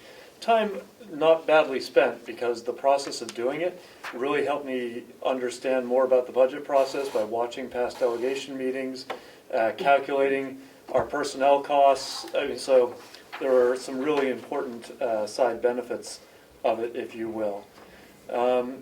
Collectively, my office did not make progress on the how-to manual over the last week, so I continue to nudge on that issue because it is a top priority. I told you I was going to get to the tech contract proposal. We discussed briefly last week that we needed an out clause on that, but I think we've got plenty of time for a broader discussion about the tech approach. On Checkmate, an update on that. I believe that you'll be signing the official contract probably later today. Tomorrow morning, Human Resources Director Chris Hero and I have a conference call set up with them to initiate the process of that HR module that they'll be working on. So that process is starting to move forward. On the audit, I did have communication with Melanson. I've asked them to copy me moving forward on communications with requests for what they need. They did send another request. Well, I say the first one I saw came on Saturday this past weekend. I'm not sure if those were new requests or some was a follow-up on ongoing. But now I have a list that I can work on with our staff to make sure we're responding to that. That is to say, we still do not have information about how close we are to completing this process. So I'm going to continue to be on that, every couple of days probably until that is done. Let's see. As you know, I had spent a lot of time in meetings over the last week, which was also a significant amount of time. I've spent today reading a DRA report from 2015 on the troubles that happened then. So that's been helpful as well. Let's see. Number 4 in there, starting building an employee spreadsheet on personnel costs.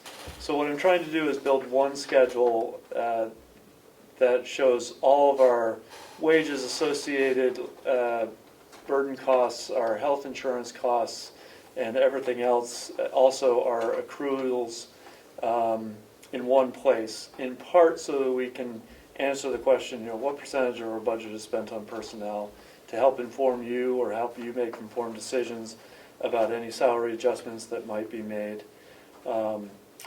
So my expectation is that I'll at least have a draft of that by next week.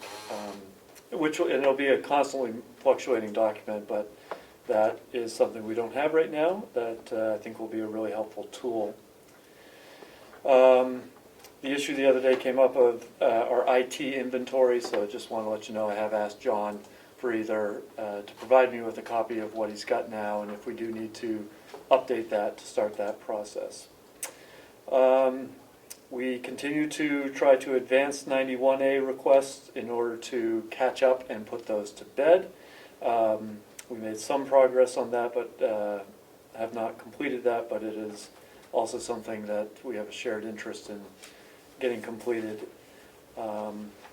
Focus on the audit this next week as well, making sure again that we're turning around whatever document requests they have made of us. And that is the summary of my report. So what have you been doing besides just, hanging around? Yeah, I do feel like we moved a couple of things off the plate this past week, so that is helpful. So the treasurer has the bank statements? The treasurer contacted me yesterday requesting the bank statements for the year because he did not have those. This morning I was able to track down most of them with the exception of the most recent ones for September. So we're working on that. So both that should help the treasurer with his work and also help us as we start to move towards catching up on the bank reconciliations. As I've expressed before, I think we need to put the audit to bed before we take on a new task like that. It's important, but let's focus on one thing, get it done, and then move on to the next.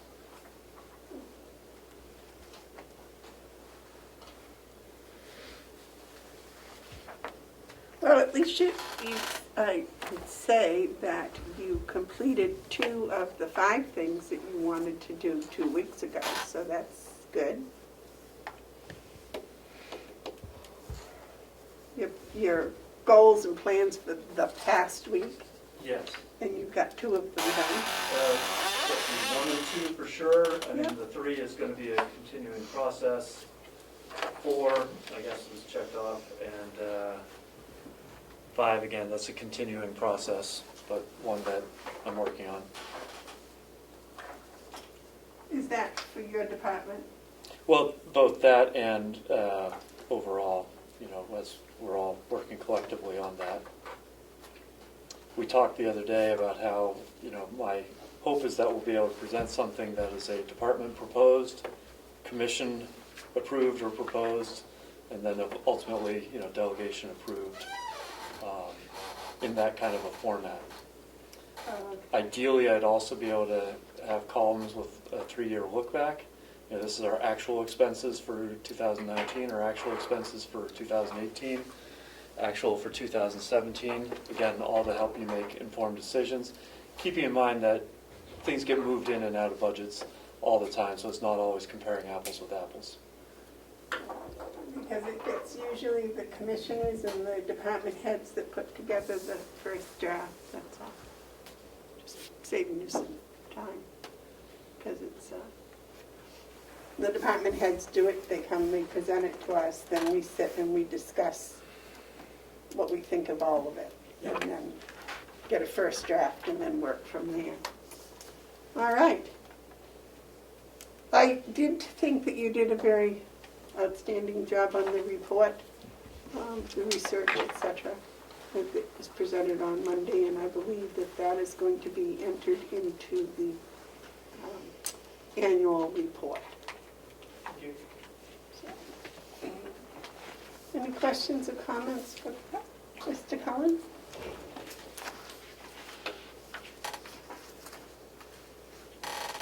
After that week, this week's going to be easy. Just in comparison, you know, progress, not perfection. That's all we ask for. I'm grateful for that. Okay. Next is the executive coordinator's report. Thank you, Madam Chair. This week was quite busy with a variety of meetings and coordinating the work for that. I feel like the budget process, at least on the commissioner's part, is going along smoothly. We're providing all the information to you well in advance so you can do your own research and reading up on it before the date. The timeline, we're in line with that proposed timeline. There are a few things that are on your budget agenda for next week that are commissioner set budgets, including the commissioner's office, special fees and services, capital expenditures. How would you like to put that together with the commissioners? Should we schedule a separate work session? Do you want to do that during your regular meeting, or how would you like to get your budgets together? Didn't we each look at that last year and then come together in a meeting with any additions or changes we wanted on that? You know how we did that? On the budget? On our budget, the commissioner's budget and the... We met and went down item by item and talked about it right, but and we, made any changes. we each looked at it individually and came in with any suggestions we I had. think we did, yeah. Yeah. And then we just worked on it like, it took just about the same length of time it took for department head to present it. Okay. So, Yes. I see that we have separated the commissioners from finance, so there's going to be 2 separate budgets, or how is that going to be done this year? I believe that is your intent, right, Yes. to have a separate finance budget? And, Right. While we're on that, you know, right now I have 3 people in the finance department whose salaries and expenses are spread across different departments. I'm going to propose that we bring them all into finance for simplicity, for clarity. You need to talk with the administrator of the nursing home about that and how that's going to affect his federal funding. Okay, thank you for that heads up. I did speak to Paula today, but that issue did not come up, so. That's right, because a part of that is, part of the salaries from that department are apportioned over here. Right. And they need it for the cost audit. Yeah. Medicare cost report. Is that also why Bob is split between 2 departments, I believe so, probably? yes. Okay, well, if that's the case, then there's going to be Well, an talk important about reason. how he would know much more, and he would know the law and the breakdown and how that all works. And what you might do is we might have a budget with it broke out, but as a part of a little detail, saying this salary is only 40%, the other amount is here or there or whatever. Yeah. Just so it's very open and people can see it. Yeah. I agree with that, transparency of that. So do you want to bring those to your meeting next week, or do you want to have a Yes. separate, go over No. it together and then do it in public? I mean, obviously both would be public, but, Yeah, we can go over that together in public. That's what we did last year. okay. So I'll make sure you have There those. aren't many changes in there really because everything's pretty much controlled. Okay. The November 11th is Veterans Day. It's a Wednesday.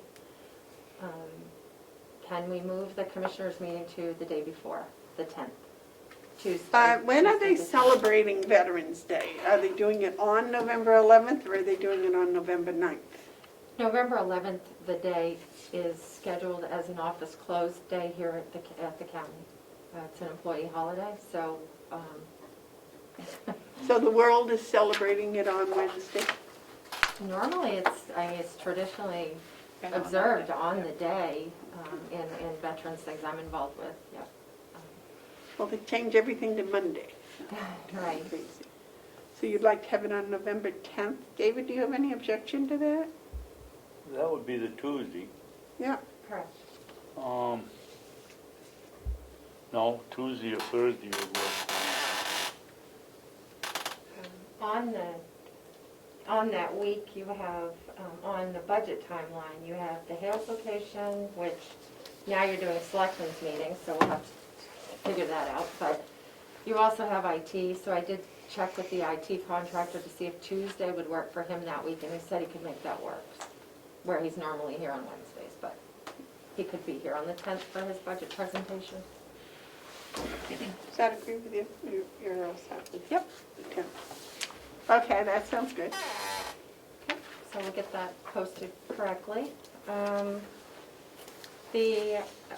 After the meeting, Madam Chair, if you could sign the Checkmate contract. We had that from last week, but then Checkmate has provided us a corrected page 4, because page 4 had the terms as 36 months and your vote was 12 months. So he has provided that page, so now it's all right. set. You'll have to remind me because Okay. I can do that. And then you have, if now might be appropriate, I provided you with the corrected copy of the minutes from last week. Also in your packet is the very brief meeting minutes from Monday's commissioners meeting, if you wouldn't mind approving those.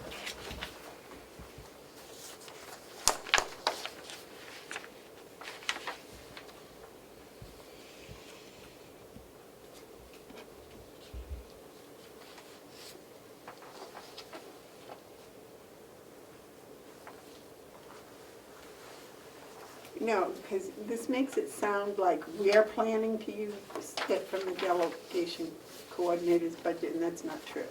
Okay. That wasn't the whole purpose. That's why we denied it, Oh, because okay. that's where they were taking the money from. Okay. It was my interpretation that you were going to pull the remaining money and put it into the administrative salaries. Is that not? Yeah. What? No. Oh, okay. The $1,100, the delegation actually wants more than $1,100. They Right. want 17. Right, so they, So, no, we already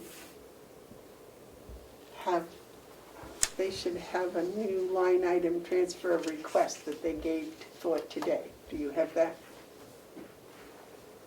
Did they fill out a new line item request form for today? they did. Okay. So those minutes don't reflect what happened on Monday. Is that what you're? Yeah, right, exactly. Because this looks like we denied the request as they plan to use the remaining funds in the coordinator's budget line. We don't. Oh, you're just going to leave it there? You have a line item request from the delegation Mm-hmm. asking for the money from a different line, Correct. not from the, Right. They came to you and asked you for that, but then it was denied, and then they met later and developed a new request. right. And this makes it sound like the commissioners plan to use the remaining funds. So, no, Okay. we're not using, there are no remaining funds in your line. That's to pay your salary. Okay. We can clarify that and I'll bring them back next week. Yep, We that's can talk about it. Okay. So then- I believe originally we had a motion to accept and seconded on the October 14th minutes, and then we had to put it on hold for a minute about the corrections and additions. So did they get added and corrected?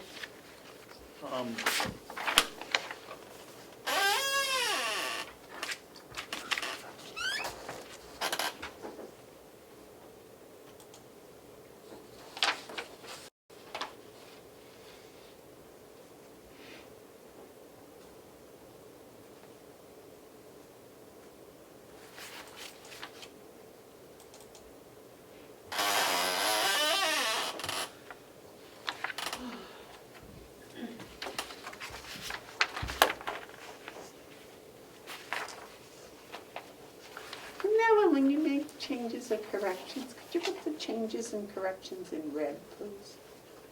Sure. That would just make it easier to see what the changes and corrections were. Okay. And it doesn't have to be reread. Update the draft, yep. Yeah. I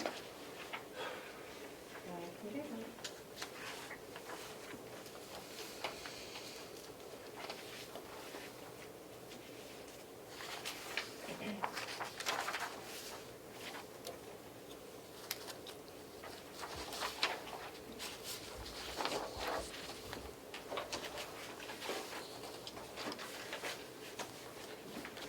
Would you like to wait until next week to do this, David? If you'd like to. Well, I don't know, it would give you more time to. Well, I think it looks, I did mine in red, and it looks like they've all been taken care of, so.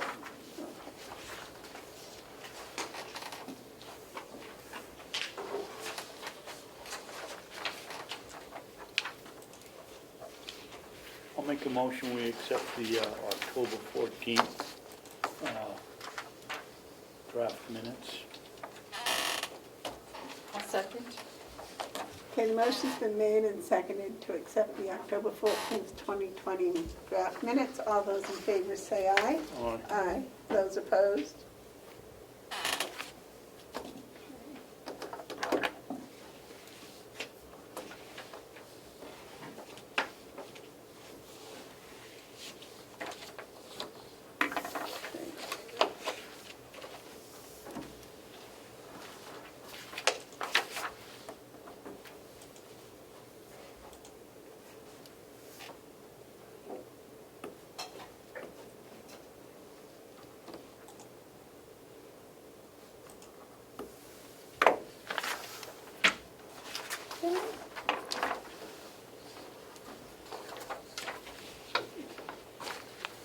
Do you have anything else, Carol? Yeah.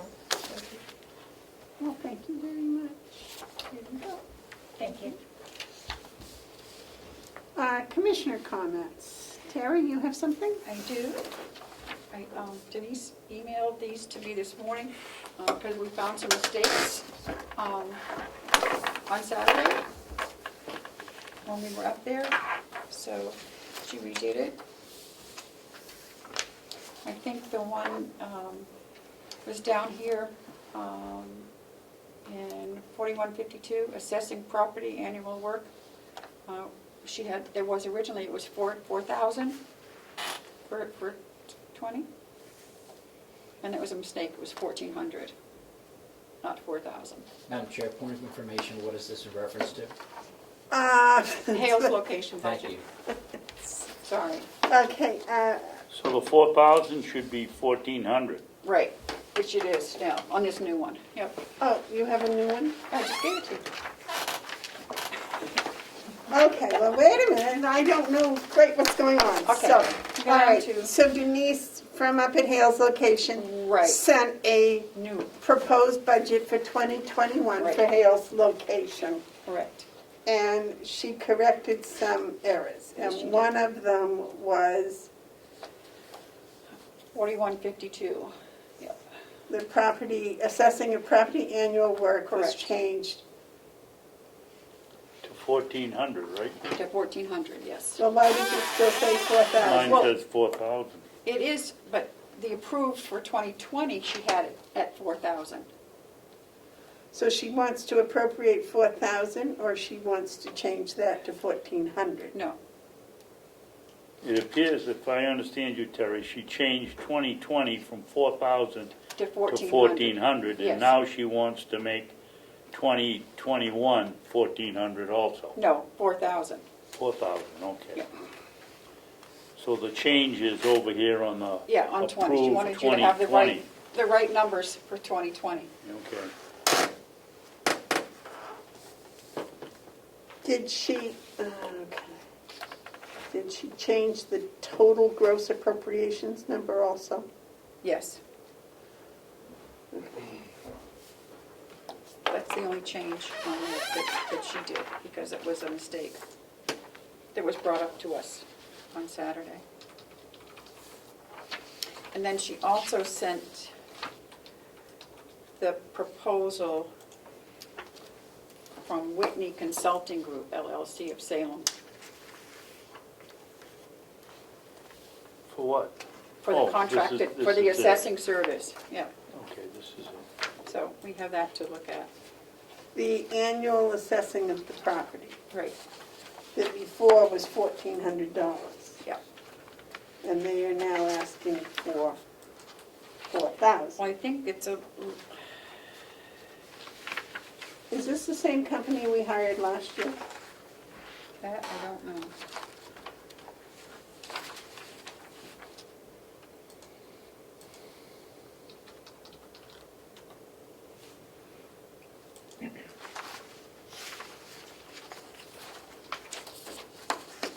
Do you remember, David, if that's the same company that did the assessing last year? I believe it is. I don't want to be hung if it isn't, but I think it is. Because isn't last year the year we changed? I can't remember when we changed, if we changed coming into 2020, or if we changed coming into 2019. But we did change. Yeah. I think she just wanted us to have this for, because aren't we doing their budget next week or something? So,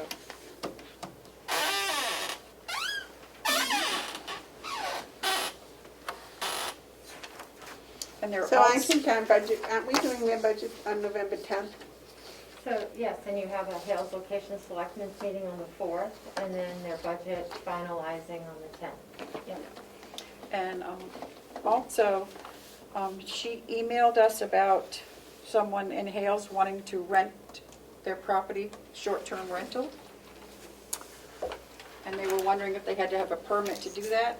Yes, and I wrote it back and didn't get an answer. Well, she emailed me this morning and said that she found out today that Hales does not permit short-term rentals. And that is by the association. By the association. Not by us. Right. Well, So, I'm not a lawyer, but we're the representatives for Hales Location, not for the association. correct. The association can have all the rules they want, but if those two people that live outside the association want to rent their house short-term, I suspect that they can do that because they don't fall under the tenets of the association. So my reply to her was to actually get the statement or the written policy that they cannot, to see what that actually entails. So, I would almost anticipate that as a development, they had certain rules and regulations. And they apply there. So if I wanted to rent one for a weekend of skiing up there in the association, I couldn't. But if one of the other two families wanted to rent me their place for a weekend and they're outside the association, the answer would be yes. They're not held to the same regulation as the association. And there's two families or two lots that are outside the The original development, yeah. the development, yeah. because I know a lot of developments have special covenants. So I just asked her Covenants was to, the name of the word I was looking for, you're right. so I just asked her to track that down and get the original Copies. copies. It should be in their deed. Yep. In the property's deed, yes. My question to her was, she wrote and said something about short-term lease. And I said, are you talking about a short-term lease on a changing schedule? Or are you talking about someone that wants to come there one time and rent for 7 days or a month and then go back to where the other came from? And I didn't get an answer, but I assume they're talking about all the stink up there in Conway Yeah. about short-term. Well, this is the email that Denise sent me from the woman who was asking. And I don't see lease on there, I just see rental, but I don't think that makes a big difference. No, I was using lease and interchangeable with rental. Yeah. So, I would expect that in that particular development that there is probably a covenant against renting, period. Long-term, short-term, or otherwise. and I asked her to track that down for us, so. I would bet there isn't.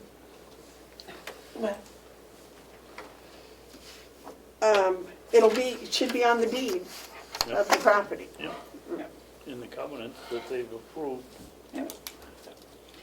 That's all I have. Okay. David, do you have any commissioner comments or reports? I have lots of them.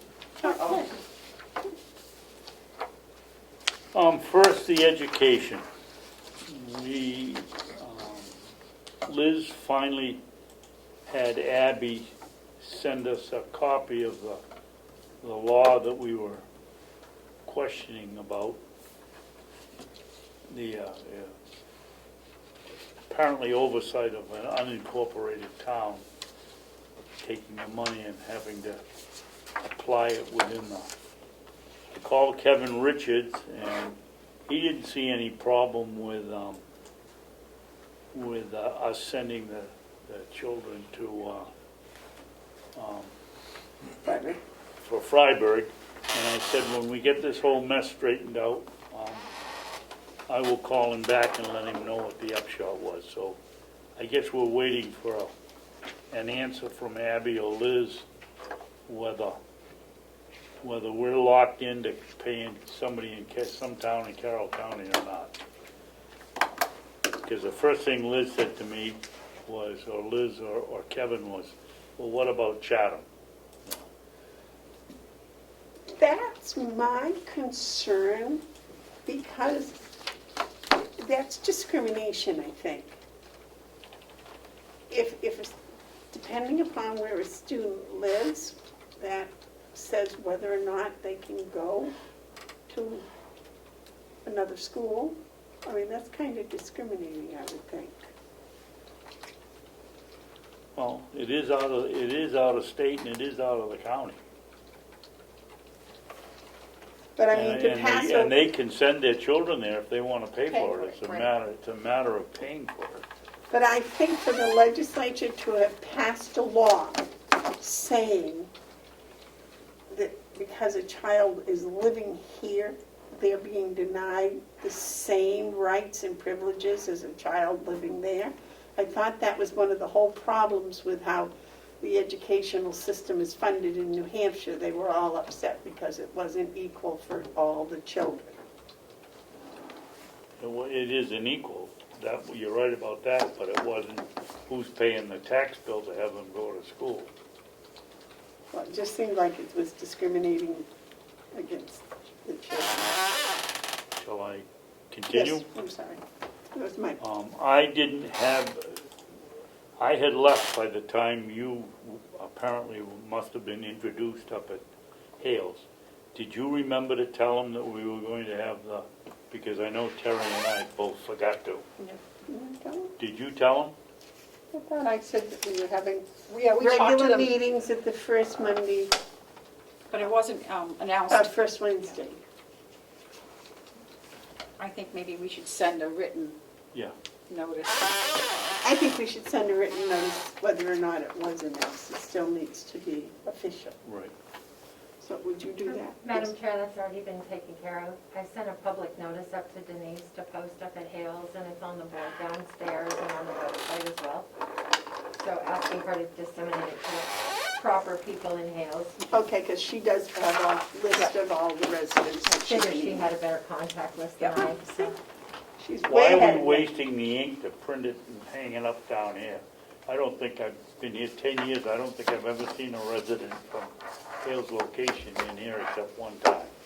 I hope they all But, but maybe this will get them going.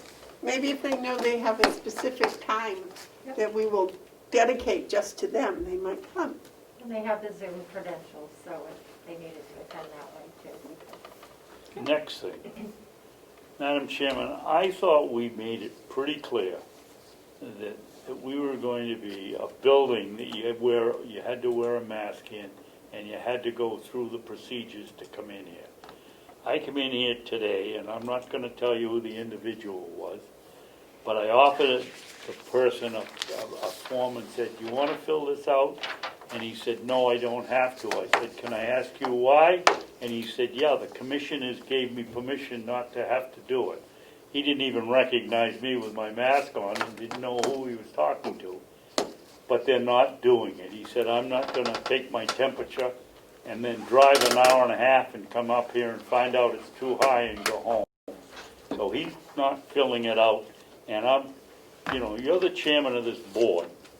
And somebody should go into the office that continues to break this rule or look for a loophole and tell them you're either going to do it or you're not coming into the building. And that's my own opinion. Next. So they fill out the papers once a week. I don't know. He said the commissioners gave me permission not to fill it out. I'm looking at him and thinking, I've never heard of this problem. Well, anyway. Okay. It should apply to everybody or nobody.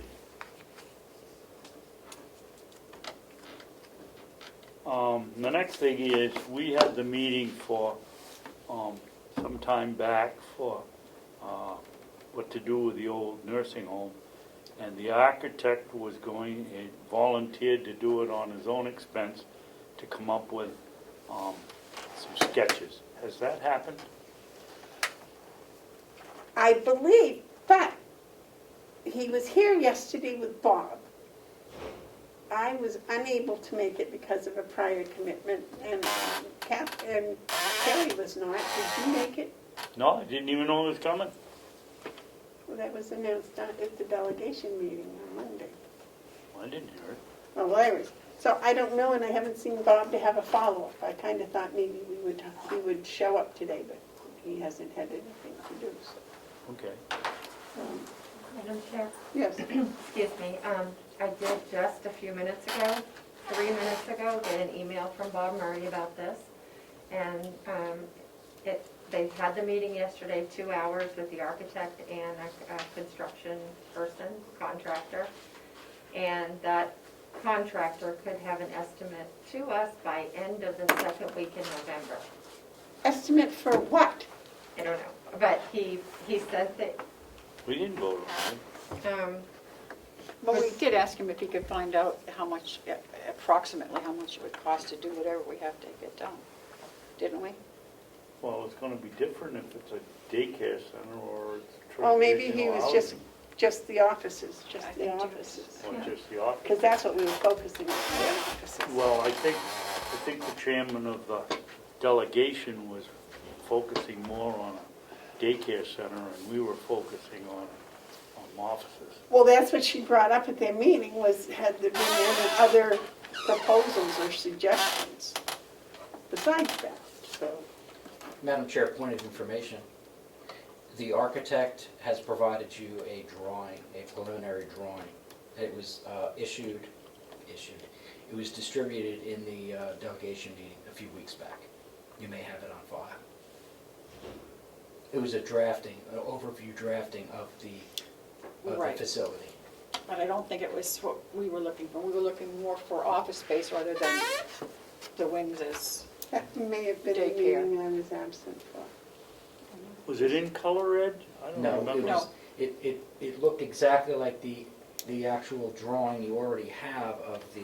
Right. Oh, Oh, of the, But when it's- it was, Yeah. we were Correct. doing the cooperative extension. But it's been reconfigured Yeah. inside. But that was all we heard about it. Yep. Thank you. Thank you, Ed. I do think not I did- remember it. Yeah, I think I was expecting something a little different. yeah. I think we all were. And lastly, we have the thing with Mr. Wood. What are we going to do about it? We've now managed to kick it around for almost a year. Wendy, what was Wendy, what, didn't we ask? Wendy wrote the letters. Yes, and as of last night, she hadn't heard from anybody. And we put a deadline in the letter. And was plenty, we've gone past the deadline. So I guess the next step is small claims court? I would think so. I'll make a motion that we go to small claims court to attempt to get that second load of wood from Mr. Wood. Well, not only that, he's got to clean up that Oh, mess he's gotta he left. clean up, he hasn't cleaned up the wood, No. the I've site yet got- either. I've got pictures of before he started, Yep.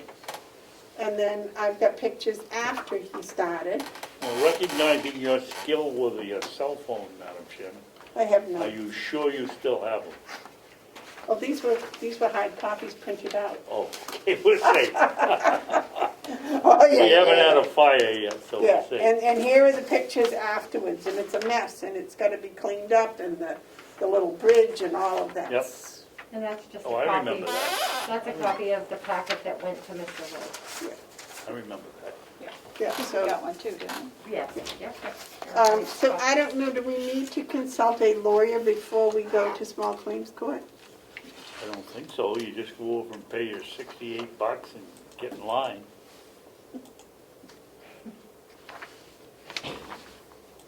Okay, well, doesn't somebody have to go and tell them why we need this money? Oh, yeah, that person isn't a lawyer, unless you've gone to law school in the last 2 weeks. No, and I don't ever intend to. Well, I've got a motion on the floor that we go to small claims court to attempt to collect it. I'll second that. The motion's made and seconded that we go to small claims court, whatever that involves. And,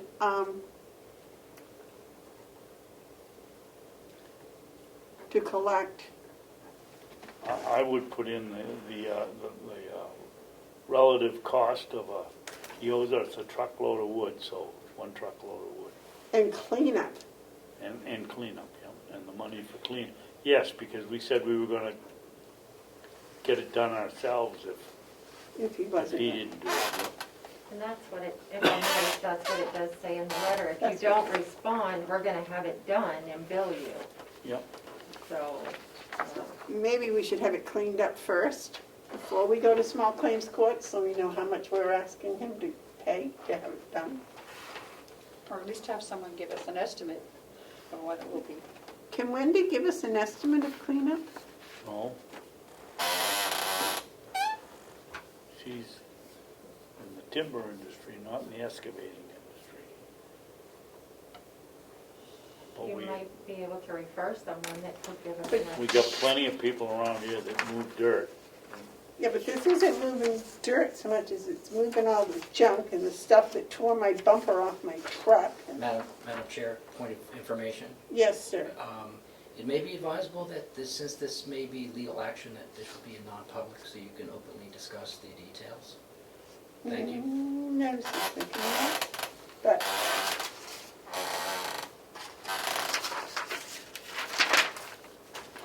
Anyways, motion's been made and seconded. All those in favor say aye. Aye. Aye. Aye. Aye. And the last thing, I guess, is we had the cooperative extension monthly meeting last night, and they have done an amazing job. When this whole thing hit and they weren't going to be able to see people face to face, I figured that would be the end of at least 4-H. and they have done just an amazing job. And one of the wisest investments we've made as a board was paying Amanda the other half of her salary so she could be pulled full-time, and she's done an amazing job. And that is So the rest Amanda of them Royce. have too. Yes, yeah. She's done an amazing job. Well, they all have, but she's certainly proven that we invested wisely. This board has, as a whole, been we've been very fortunate with the efforts and investments that have been made in the young generation coming up. In several of our efforts.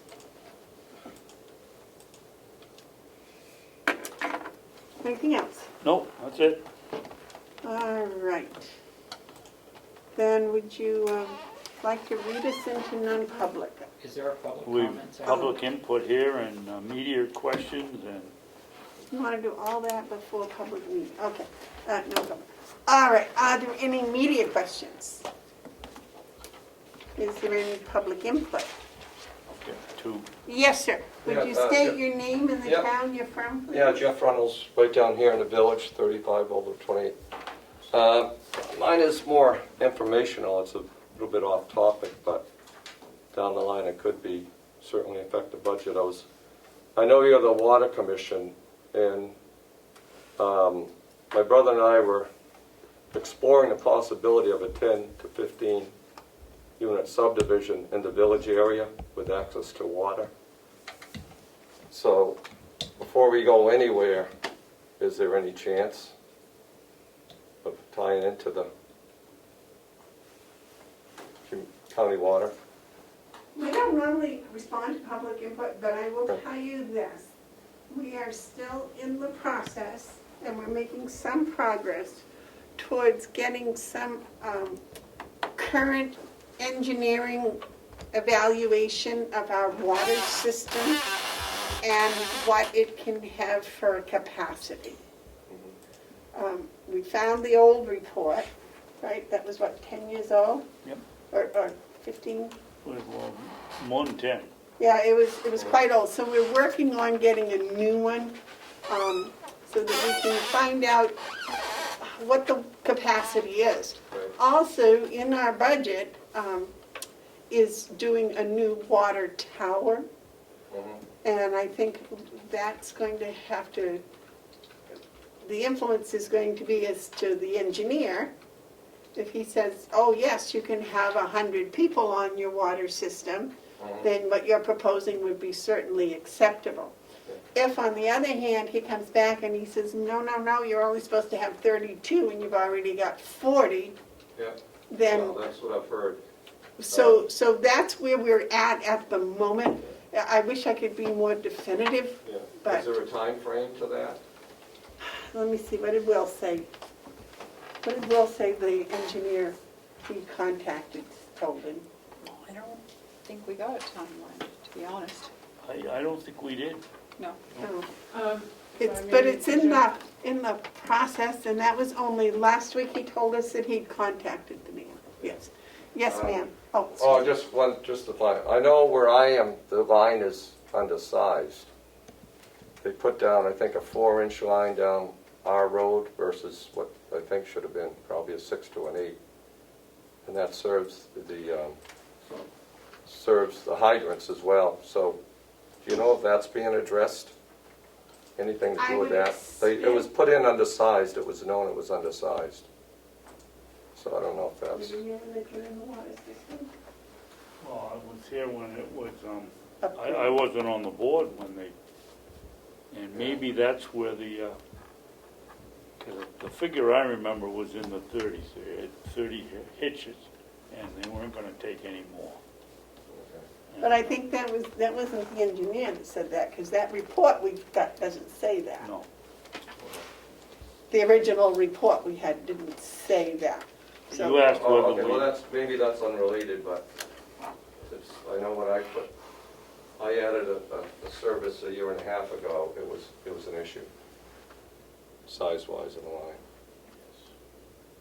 It was, well, first of all, it was unknown. Nobody knew what the size was until I paid somebody to dig it up. Turns out to be undersized, but Well, and now they have a system where it's all on computer, so they yeah. modernize that. So I'm sorry, back to the time frame. Did you say something? Well, we're not sure, but we certainly will be pushing on that because that's an important thing that needs to be Yeah, done. before Yeah. we go any further. The DPW person is not here, or I would call him and ask him what his progress is. But what we can do is take your name and address, and just as soon as we get any information, we can send you an email or send you a, Yeah, I'm pretty much in the loop as to what goes on. or you can watch Government Oversight. Dave? Jeff, what size, when you dug it up, did you find the line was? I believe it was only 4 inch? 4 inch, yeah, going down 28 today, over 28. 4 inch plastic? Yep.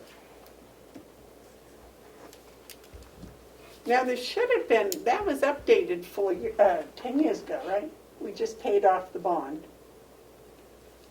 That was for the whole, I believe, the whole system from was 38, I remember. This was, from what I was told, this was paid by the state to get water down to the state garage, so maybe that's, I don't think you were necessarily committed to serving us down that road, but because the state paid to get it down to the service garage, it was done. So that, you might not even have record of what that was as the state did it. I can remember, that was, it went to the Garage. shed, and that Yeah. was as far as it was gonna go. That's correct, yeah. But as a result, those of us that went by had access to it, which is a good thing. What? Now, did the state actually pay for that? I don't remember. Good point. That would be a good thing to find out. Yeah, because there was no Can you record of it. investigate that? There was no record from the county as to what size the line was when I went to tap into it, or even where it was. Well, that's not terribly unusual. Well, they are brand new, so I would think they would be on record. What was that done, that was done before the upgrade, right? Nope. No, No, during or at the same time. the upgrade was the whole thing, I remember. I know, but was the upgrade done after it was on, the state was on? No. The state went on after the upgrade? No, the state's been on that for more than The 10 years. state, I think the state was on it at that time. When it was upgraded? Yep. Yeah, I think so too, because I worked there and they were on time. And one of the reasons that they had the upgraded was the beavers had done a job on the water quality and that people couldn't drink it. Right. At the town bar, at the state bar. Anywhere. In that area.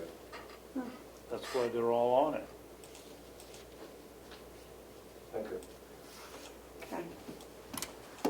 Yes, ma'am. I'm here following the White Horse.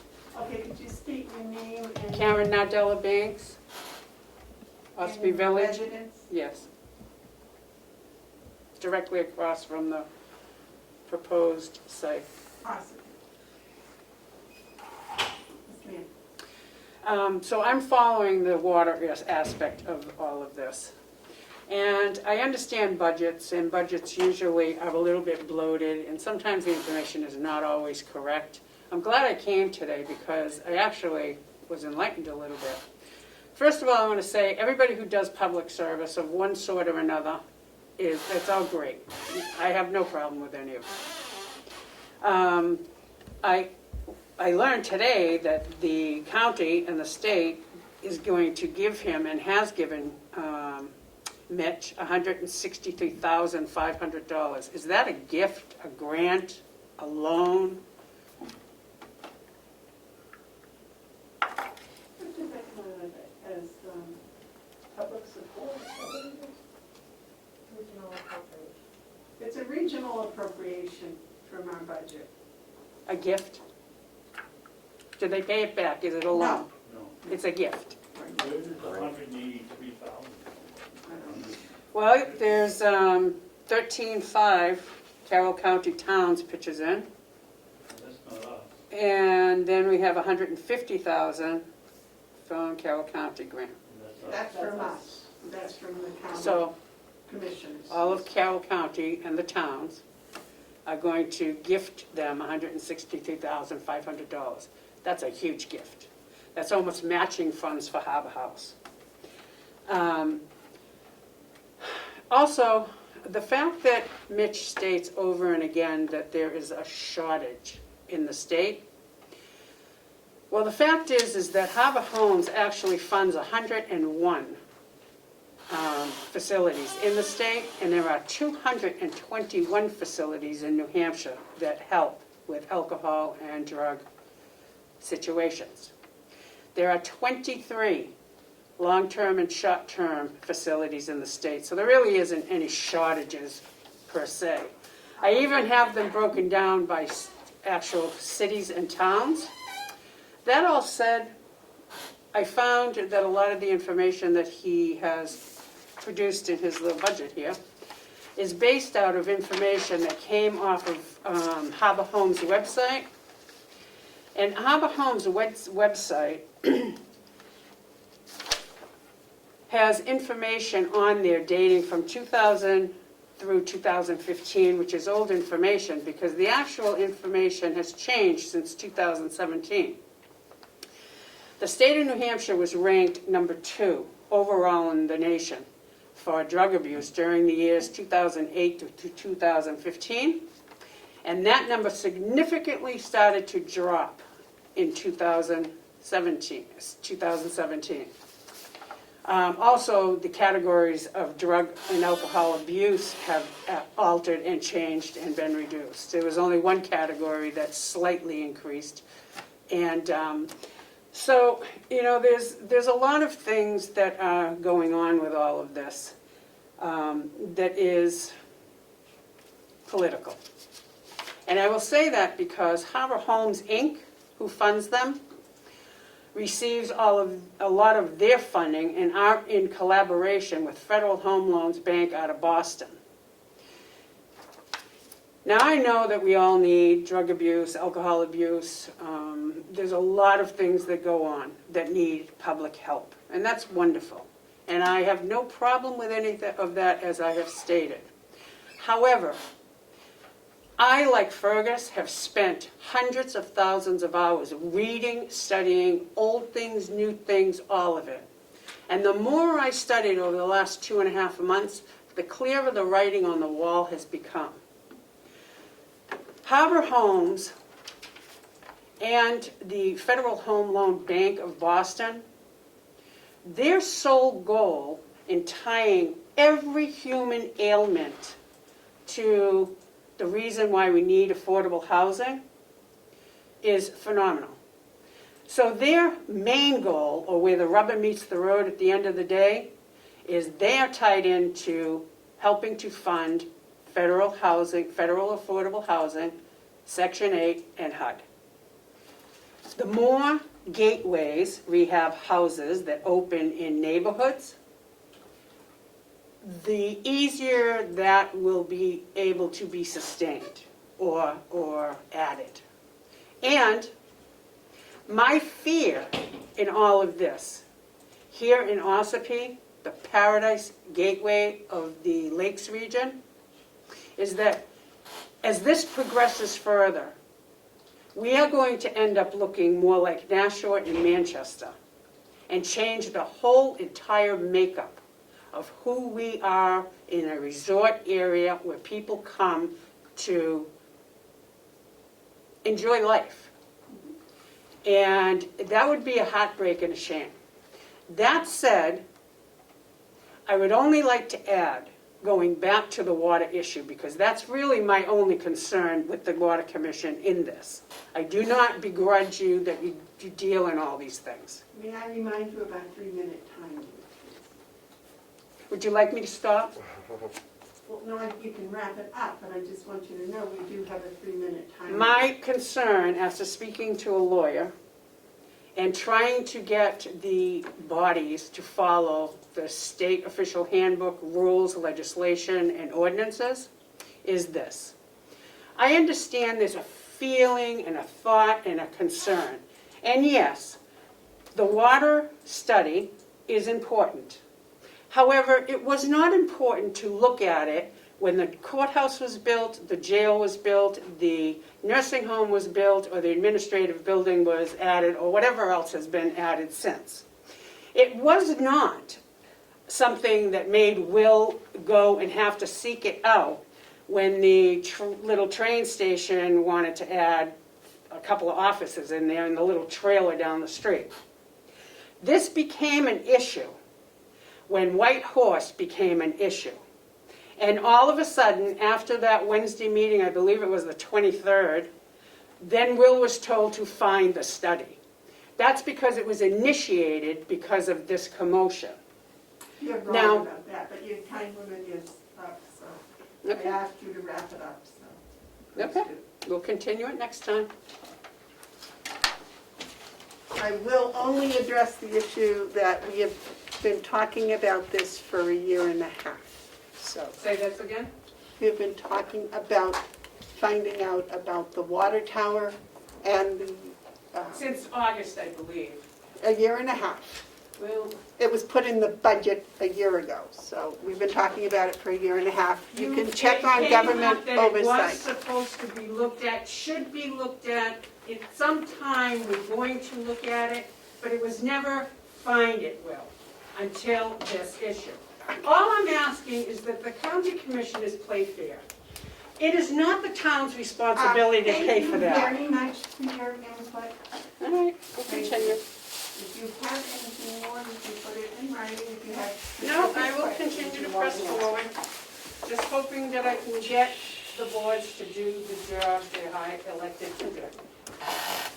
Is there any other public input? Is there anybody on there that wants to talk to us? Nobody? I asked Representative Cordelli and Avaloni if they had public comment, and I got a no from Representative Avaloni. We into the Non-public.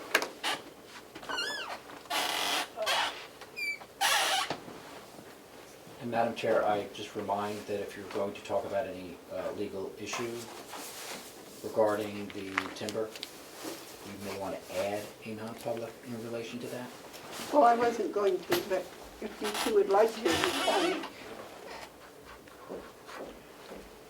Did we have, I have a note here, 3 under C and 1 under A, but I think it was 3 total, 2 under C and 1 under A? Yes. Session 1 is A, and 2 and 3 are C. Okay, And as Ed pointed out, if you want to discuss the wood issue, we probably ought to add that under legal, I guess. I thought we made the decision. We did, but if you I want to. don't need to talk about it, I would have done it a long time ago. Okay. I'll make a motion that we go into non-public. The first 2 are under C, and the third one is under A. Under RSA 91-A:3,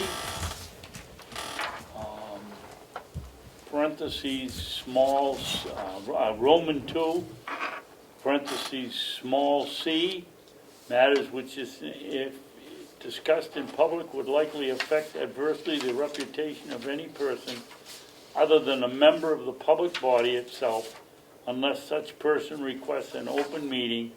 This exemption shall extend to any application for assistance or tax abatement or waiver of a fee, fine, or other levy if based on inability to pay or poverty of the applicant.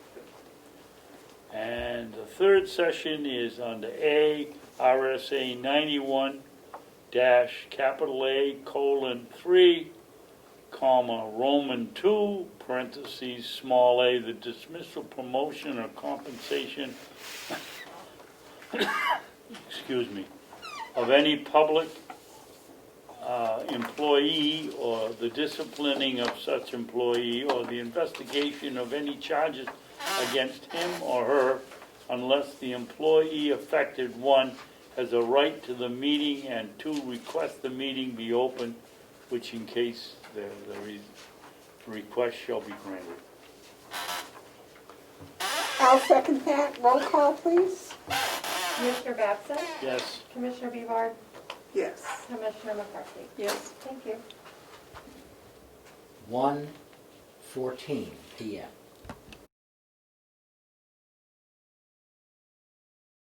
Okay, I make a motion to come out of non-public and we seal sections 1, 2, and 3. I'll second. All those in favor say aye. Aye. Aye. Without discussion, I'll say aye. Okay. I think we're all getting a little silly here. Who's signing checks this week? Oh, Frank. Sorry. Who's the first one to talk? I hate to be that person, but. I make a motion that we adjourn. Second. We are in adjournment.